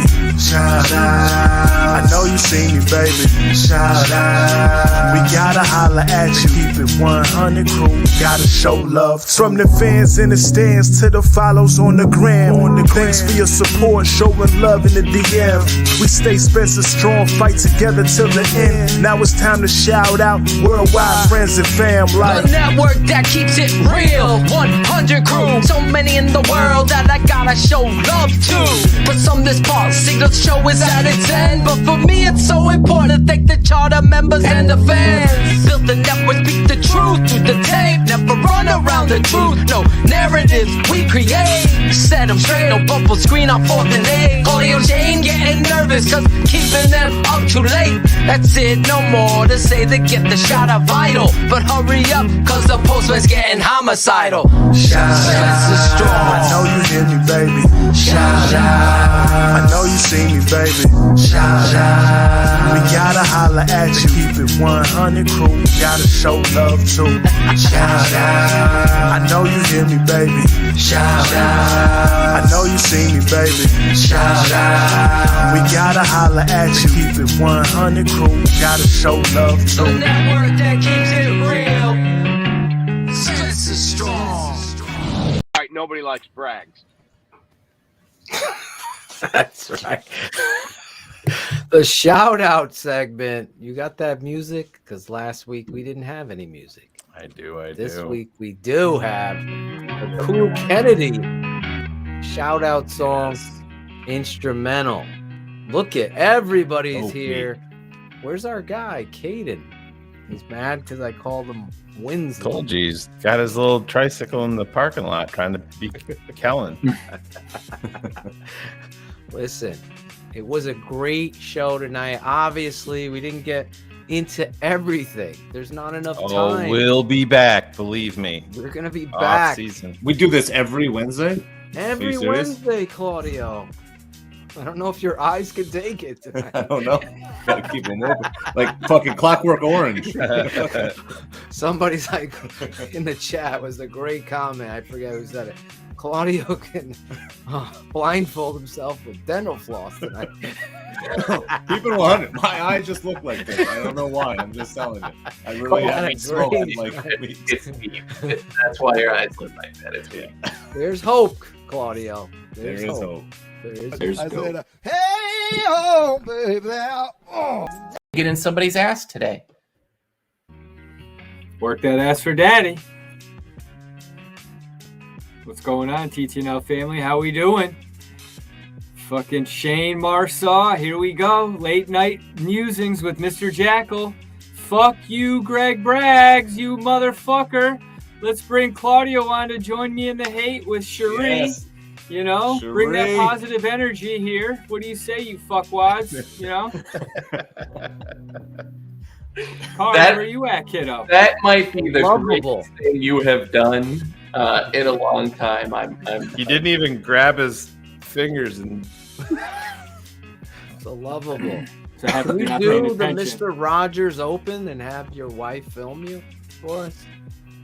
Like you come in with your sweater. What kind of movies we talking about here, Phil? You're taking off your shoes. I just gotta wear a robe. We got a shirt. You can edit that stuff out. Good night, everybody. We just need you to intro.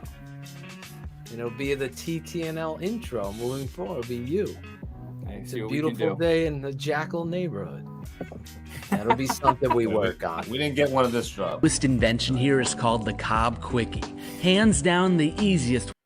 I'm going to switch it up tonight. I'm going to switch it up tonight. I'm going to go first. Just so Cars has to wait for my show. No, he's always. I knew it. I know. I'm going to go first, and then we'll go around this way and end with Cherie. All that means is Phil's worried that somebody's going to steal his shout out. So no, I wanted to make an effort to shout out some other people because I always get complaints that I didn't shout out this person. So I want to make sure I shout out some new people that have been supporting us So I want to first shout out my boy Austin Carter Samuels. If you're a patron, Congratulations. yes, you saw him come on the show with us breaking down what was going on with the new hire. But we got to congratulate him that he's signed a deal to play quarterback across the pond in Germany, in Dresden. So we're going to be checking him out. Let's see. I believe in him, and he believes in himself, and that's the most important thing going forward. We're going to follow him. Imagine his story. If he goes over there, plays well, gets a tryout in the NFL, makes it, and becomes, it could be, you never know. That's one thing. You never know. Hit that like button. Jason Onstad. Guy bought my dad a whiteboard, Shane, with Expo markers, sending it to me. Went out of his way after we talked about it on X's with the O's and did it himself. So thank you, Jason. You didn't have to do it, but the fact that you did do it, that's just compassion. Anthony Paget. I hope you're there watching tonight, shouting you out. Me and Shane are gonna sit down and talk with you. He sent such a nice email to us, and he has some ideas to better the network, even better than it is now. Bilal Mackay, who set his alarm, Shane. I think he's in Czech Republic or some place like that. Never heard of it. I'm not good at geography, as Jack. Straight next to San Francisco, if you look on the globe. But Bilal Mackay is listening in, set his alarm for 6 in the morning to watch the show. Look at that. Angel Ramirez, Jason Pressa, Roberto Garcia, not Garza, Garcia. Keith Sawa, happy birthday to Keith. Ant Gambardella, he's a Washington Redskins fan, but he loves our Commanders. show. Commanders. Oh, yeah. Washington canceled. Commanders. They're canceled, bro. Do you like the Commanders or not, guys? Did you see the drone footage of them going? They leaked it the night Yeah, before. they zoomed into the stadium and they had all the signs up on the inside. I think Joe Thank Theismann Commanders. accidentally leaked it on a broadcast interview, too. What do you think, Shane? Commanders, thumbs up, thumbs down? Not a fan. Me either. Admirals was better. The Commandos. You're gonna call them the Commandos. The Don't color call them- scheme looks pretty dope. I like the uniform or with the Commanders. helmet. But Yeah, the W in the front. yeah, Yeah, it does look dope. but- Not a fan of the I Commanders. almost like either. football team better than Commandos. Anyway, Yeah. It is Ant better. Gambardella's It is birthday. better. They sound like an MLS team, speaking of soccer. He's a Commanders fan. Oh God, Yes. we don't But talk he's a about patriot. soccer here, Jackal. Just saying, man. You brought it up before, bud. Oh No, my you did God. it. It was on your notification. USA did beat Honduras. Can only imagine the smells coming out of that thing, but you know. Yeah.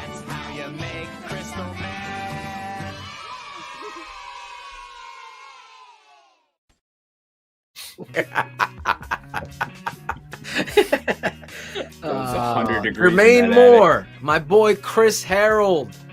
Love that dude. Big fan of my Brandon Livingston. As you put up his comment just now, that's funny. Adam Lubowitz, Zane Christensen, always shouting us out. David Greenberg, new patron, big TTNL fan.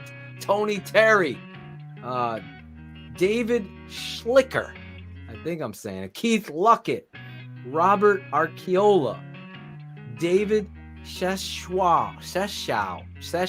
I ordered that at my Chinese place. Yes, the Yeah, Seshao chicken. Yep. You get the Seshao chicken. But Seshao bought a Performance Over Politics t-shirt, was rocking it today, Shane. Nice. Bring that up. I know Jackal's on it. Look at that. There he is. What's the Seshao. bird's name? Oh, look What's at the bird's name. I don't know. General Tso's chicken. Seshao. And, we'll have to ask him. Don't let that What was bird it? get Is that stuck AJ? up in that big vent up in the ceiling there. That would be fucking terrible. Is that bird's name AJ, Shane? The AJ the parrot. AJ the parrot. He's probably We had going to this guy. Seattle with his uncle, right, Yeah. Sean? Yeah, we had this follower that would, whatever Shane and I would say, he would rearrange what we said And call us. say the same thing and tweet You it mean out. Eric Lambert?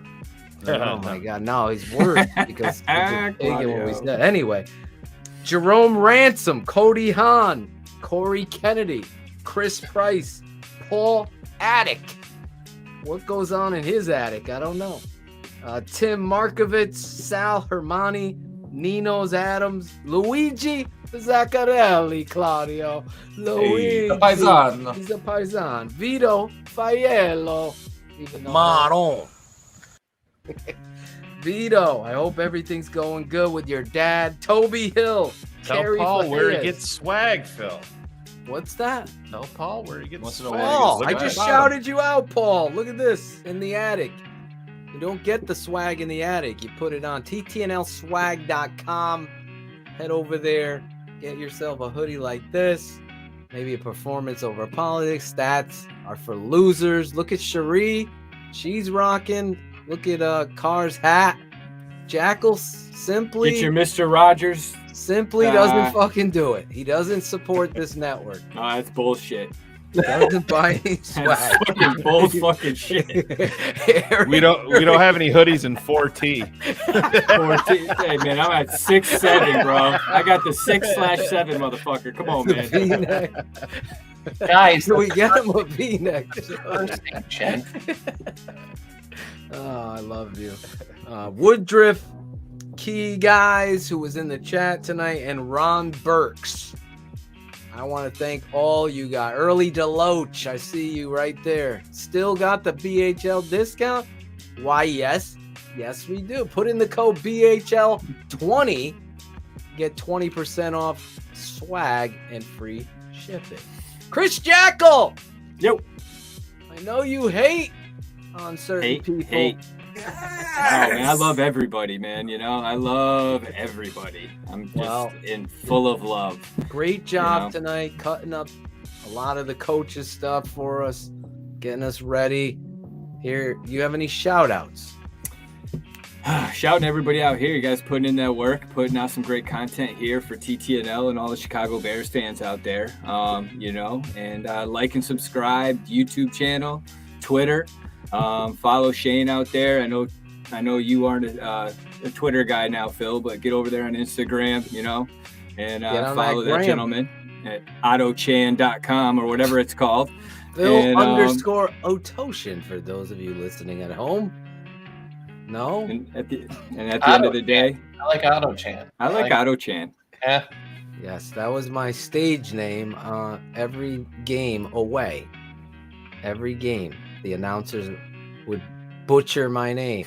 I can't relate to that at all. Everybody thought I was a Chinese running back in the Hoosie. There you go. Was it the height or was it the name? No, it definitely was the name. Oh, shit.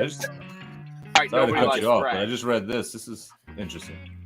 Sent Getsy's sister the link to TTNL YouTube. She said that the family will check it out. Well, there you go. let her know it's very adult. Shout out, VF.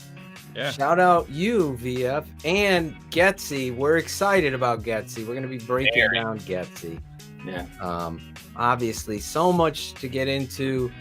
Next week, we're going to have Alex Shapiro from, where is he? From NBC Sports, Shayne? Alex. Yes. Alex Shapiro covering the Chicago Bears on the beat. He'll be on the show next week. Keeping it 100. You're going to want to keep your... Oh, it's Vito. Vito changed his name. VF. Hey, Paul, Amazing how quickly when this show goes downhill. Dude, once you put me and fucking Shuri on To it, take all over the fucking North and shit never goes give it back. downhill, guys. I'm sorry.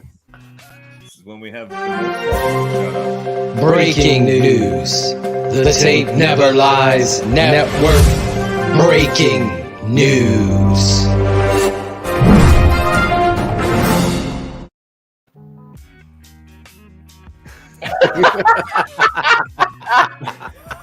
Are you kidding me? This fucking guy. This motherfucker. Can you hear me right now? This asshole tells me to cancel the fucking shit, and then he fucking love it. You motherfucker. Okay. I see how it is. All right, Shayne. Well, I just to him, and he's like, "Oh, I got you, bro." And I'm like, he has no fucking clue. I'm screenshotting that shit for the show as soon as it goes fucking live. All right. Can only imagine the smells coming out of that thing, but you know. Oh, Jackal, we love you. Give me some fucking names. Shayne. I told Cherie the same thing. She's like, I'm not that stupid. I know you're going to put that shit up on the show. It's the best $7 I save every month. These guys will tell you the best abilities is availability. Jackal's no longer available, Shayne. He's no longer available. No longer the suck pump. Shayne, you have some shout outs. Shouting out everybody here. Cap. Gotta shout out Yeah, Cap. gotta shout out Cap. But more importantly, everybody here. Jackal, Cherie, Claude, Cars, you, Phil. Great season. Goes by in a whirlwind. You know, this is our second season here at TTNL. But as we say, the work is not done. Everything's going to be hitting overdrive here starting really on Saturday. Phil, you and I have been talking. We have some pretty big plans coming up for this network that we haven't even announced yet. I think a lot of people are going to be surprised. We have Cars doesn't even know that Cars is going to have his own show that's going to be debuting next season. We haven't even talked about it yet, but we're going to put him on the pressure. It's going to be hosted by me and Cars. Shayne. 30-minute special. I don't think I have the voice for people to listen to me. That's why 30 I'm minutes. hosting. That's why. Oh, okay, gotcha. Good. Cars Keys. We've had a few names. One was Kill Whitey. Yeah. The other one was Cars Keys. Why would you not go Kill Whitey? That's so. Bragg submitted Tasty Suburban Fuck. That was the name that he wanted to. Who? Someone said the region Don't say fuck. of sports. Oh yeah, I can't swear. Region Yeah, of no, sports. that's a veto. No. No. Kill Whitey. I mean, like, I take some offense to that because I am transparent. I am not white. I am see-through. So we can get that shit together. That would make me feel better. Well, there you go. Back to my shout out. We got a lot of surprises coming up here. I think everybody's going to be surprised. And we will keep it open and honest here. Phil and I have talked about when we started with Patreon, 1,000 patrons has been our goal the entire time. We're not quite there. We're over 700. So if you are not a patron, please go over there, try it out. If it's not for you, we'll put your name up there like we just did Jackal's. Yeah, sweet. Cool. Exactly. Awesome. Team No, play. I over did. here. I threw Jackal under the bus there. I did tell him to delete it. He does enough for us. He doesn't need to be paying Cherie. Same with you. But I didn't tell Cherie yet because this was part of my plan to, just put the fucking blowtorch on Jackal's forehead live on air. But no, if you're not, check it out. It's $7 a month, and I think you'll love the shows. I mean, if you guys saw our draft coverage last year leading up to the draft, it was great. It was spot on. Phil, Cars, Barlissimo, all of our coverage leading up to that Thursday night. Bears don't have a first rounder this year, but they're going to be picking at number 39. There you go. Yeah, look at that. $7.19 for some Hershey's chocolate. Wait, I can get a 32 count of strawberry Pop-Tarts for that? I'm in. That's it. Yeah, there you Game go. over. Game over. It's like the price is right. I want to hear Claudio say Jimmy Dean. How do you say croissant? Claudio. Croissant. You say croissant. How do you say it, Phil? Croissant. Croissant. Cherie. I say croissant. Jackal. Croissant. Everybody. Nobody's Want going someone with to say croissant? Nobody's going with Croissant? the croissant. Croissant. No. No, because I'm we're not not French. Yeah. Perfect. But anyways, these are all things you can $7 get. a month, and if you don't like it, $6.99 for Stacy's pizza chips. Will suck anyway. Yeah, a lot of carbs on that screen. I can't eat any of it. Goldfish are banging though. Fuck. Ooh, get over there. Full month. TheTapeNeverLies.com. Try it out. If you don't like it, you're out $7. And if you really want to piss and moan about it, we'll even give you your $7 back. Fuck it. But we want to get that patron number up to 1,000, because when we started out, we were told we would be lucky if we ever hit 200, and we're well past that, and we want to hit that 1K mark. So get over there, 1,000, sign up, check it out. Nobody says you have to stay, but once you're in there, I don't think you'll leave. I think you'll love everything that Josh we do. E's back. There he is. Josh E. He left. Claudio was worried about Josh E. Very That worried. was the whole talk after last week's show. The fuck is Josh E? I thought he might be. We on got a some boat. people concerned about Kill White. It's the best. Is it the second best or first best Chris Farley movie? All I know is Kill Whitey is basically going to be hosted by my ex-wife. It sounds like. So that's really encouraging. For It me. comes from Black Sheep. And I'm the one with chat. it. Look at That's this not guy. I know. He finally showed up. We gotta get him back on the show for a spot. Who's that guy? The Sandman. I thought he thought he was 300. Oh. Remember at that time? Yep. Or was that's it right. 400? $2.99. $2.99. Yeah. Chris number 299. Otis Nichols. the Number first- one. Yeah. In our first hearts. patron. I'll never forget. We didn't even go live. Feels like we got a fucking patron already. Like what? True Look, story. fucking Otis tracked us down and did it. $4.99 for Sandlin. $4.99. It was the 500 mark. It took him that fucking long. Corey Kennedy Think changed about his this. profile picture within the show. Yeah. This guy, He can do that. He's talented, bro. he's fucking talented. good. He wants to help us out too. That's his drawing, right? He drew a picture of himself. No, that's his picture, I believe. I don't think so. I think it's a I think drawing. it's a rendering of It's a himself. rendering. Hold on. Can you make it the big size so I could see it? That's what Hila says, and it never works. The two kids, Shane. Good night, everybody. Booyah. Pick his We're here all week. Not what Barb said. Black Yeah. sheep. Oh, 11. Listen, Black Sheep or Tommy Boy? Tommy Boy. Tommy Boy. Okay. Yeah. That's what I I'm a would fan of Black Sheep, but Tommy Boy, definitely. do. All right, nobody likes brags. I almost pissed my pants with the deer scene when I watched it for the Oh first my time in the God. fucking car.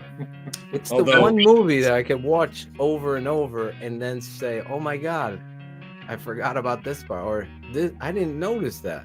I've seen it like 70 times. The The beats. motivational speaker on SNL might be his best work. Best That skit, Yeah, that skit was amazing. Down by the Almost river with Matt Barb. Foley. Matt Foley. Down Matt by the Foley. river. I need to watch Tommy Boy. It's back on Netflix, so you can watch it. Jeff Burton reminding everybody that he's Numero number dos. 2. If you ain't first, you're last, Jeff. Who does number 2 work He for? is Carr's #1 fan. I don't know. I think I lost him for a while, so I think we Oh, we he's back. in. Actually, I did see a new Beverly fan of Hills yours. Ninja.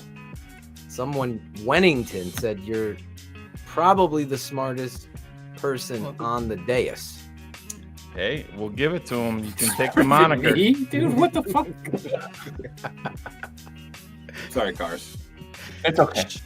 Cars, do you have any motivational speeches or shout outs? So first off, I love to shout out everyone that shoots their shot with Cherie every week. It does bring a lot I of think somebody joy. already shot that shot. Yeah, just to see her get a little uncomfortable and Anybody really shoot that get shot? mad at all of us. I thoroughly enjoy that. But no, This invention here is called the Cobb Quickie.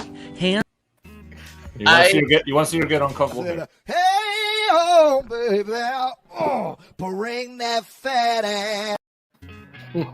Time. That's because she's sitting in a web thing with 5 guys. She can be like, each one of these fuckers would probably do something like that. She's got the They're green that screen behind her. She's just getting ready. Did you ghost to just work. HL today, Sheree? Oh, man. The white wants a little hey.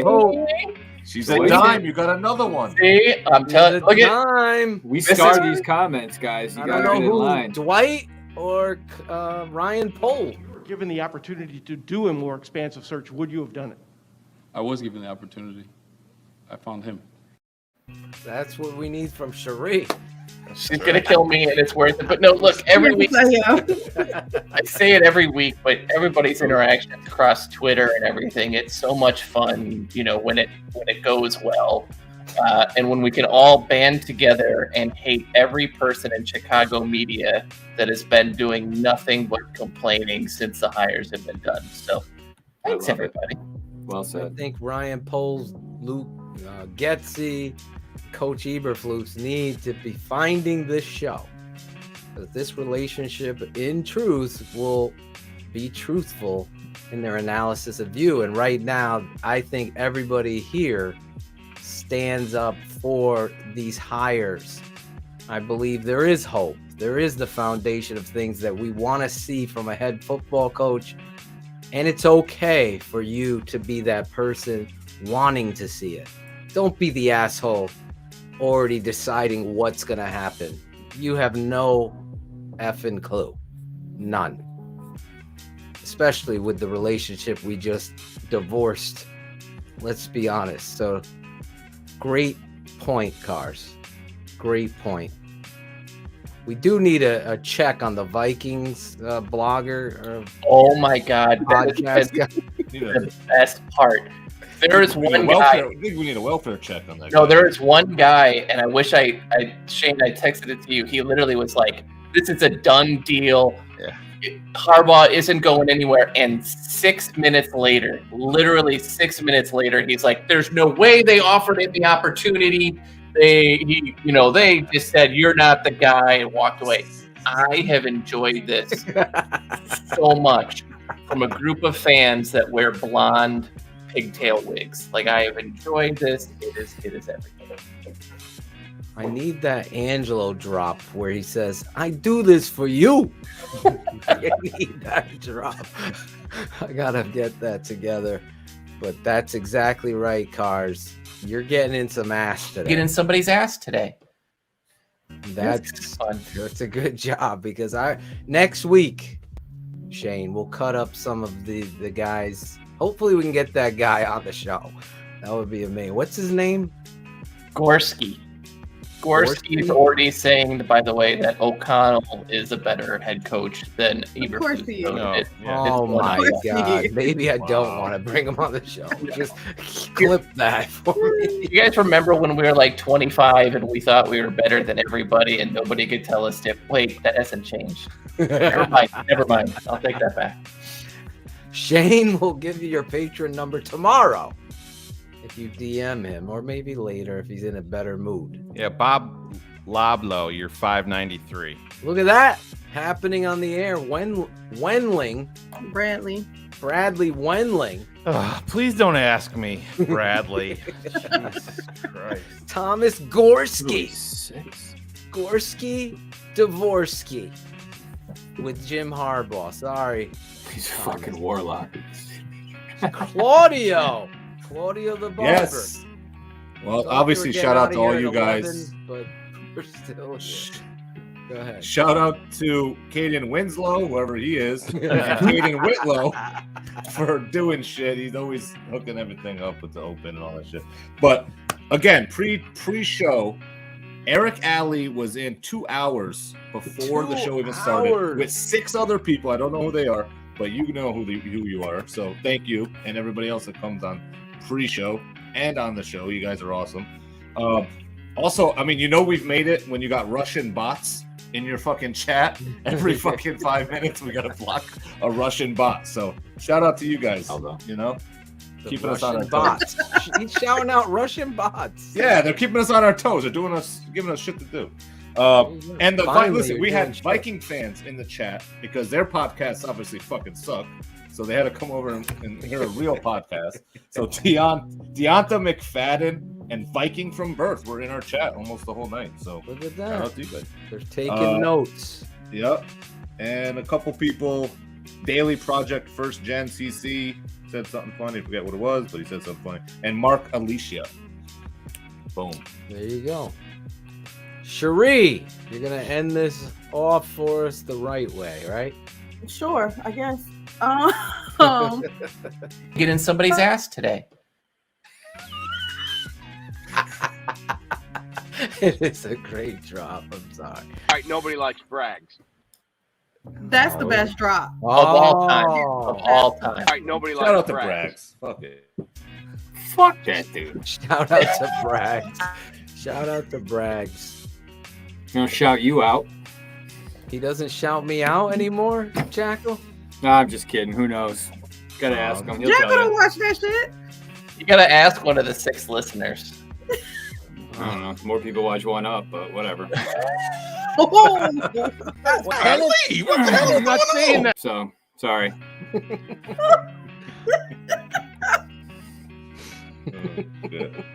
Hello, By the way, everybody. that drop was All right, nobody likes Braggs. that golly drop was perfect. The best thing is Shayne read my mind as I was recording it. Shayne texted me, record that. And I had already started recording it. And I was like, oh, we're good. We're good. Fucking At it. Nope. Oh, Cherie, go ahead. You're killing So- your shout outs. First, I want to shout out Devin and Tate. Happy belated Oh, birthday. thank you. I gotta start figuring out what to send y'all kids. I'm not good at gifts. Anything Shout out to- bears. That's fine. But how much bear stuff do that? Like, I'll probably send them something they already have. Anyway, we'll talk about that later. Or Shout out to V-Bucks. you guys. V-Bucks for Fortnite. V-Bucks. You never V-Bucks. go wrong with these Never go wrong with V-Bucks. V-Bucks. Oh my Okay, god. yeah. Okay, well, you definitely gotta tell me what that is. But shout out to you guys. I always have fun hanging out with you all Wednesday nights, and Cap, great guests, but we always have great guests, and so it's always a fun night.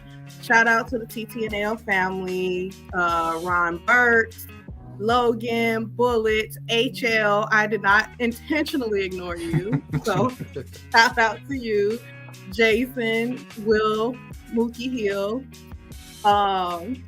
Yeah, so shout out to everybody that just shows us love in the chat room. It's nice to see, interact with the fans, and get the love just from being a part of the network. So thank you guys. Look at that. Hey, cut it out. What are you talking about? Yeah, you must have been at the top of your fucking class. It's Claudio the Barber. Cut it out. And broadcast. Here we go. I'm going to do it. Fuck it.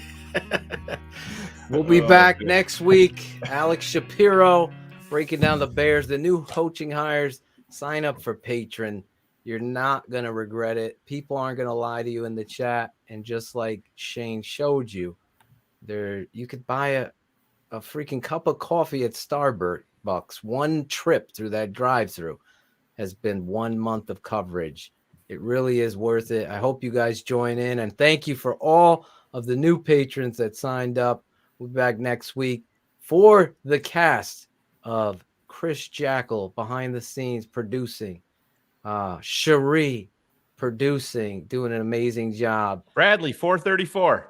Look at that. Shayne Marsaw giving you. Nobody else asked me. He's amazing.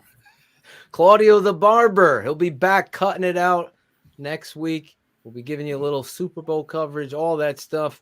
Cherie, Cars, and for Shayne Marsaw, I'm your guy, Draft Dr. Phil.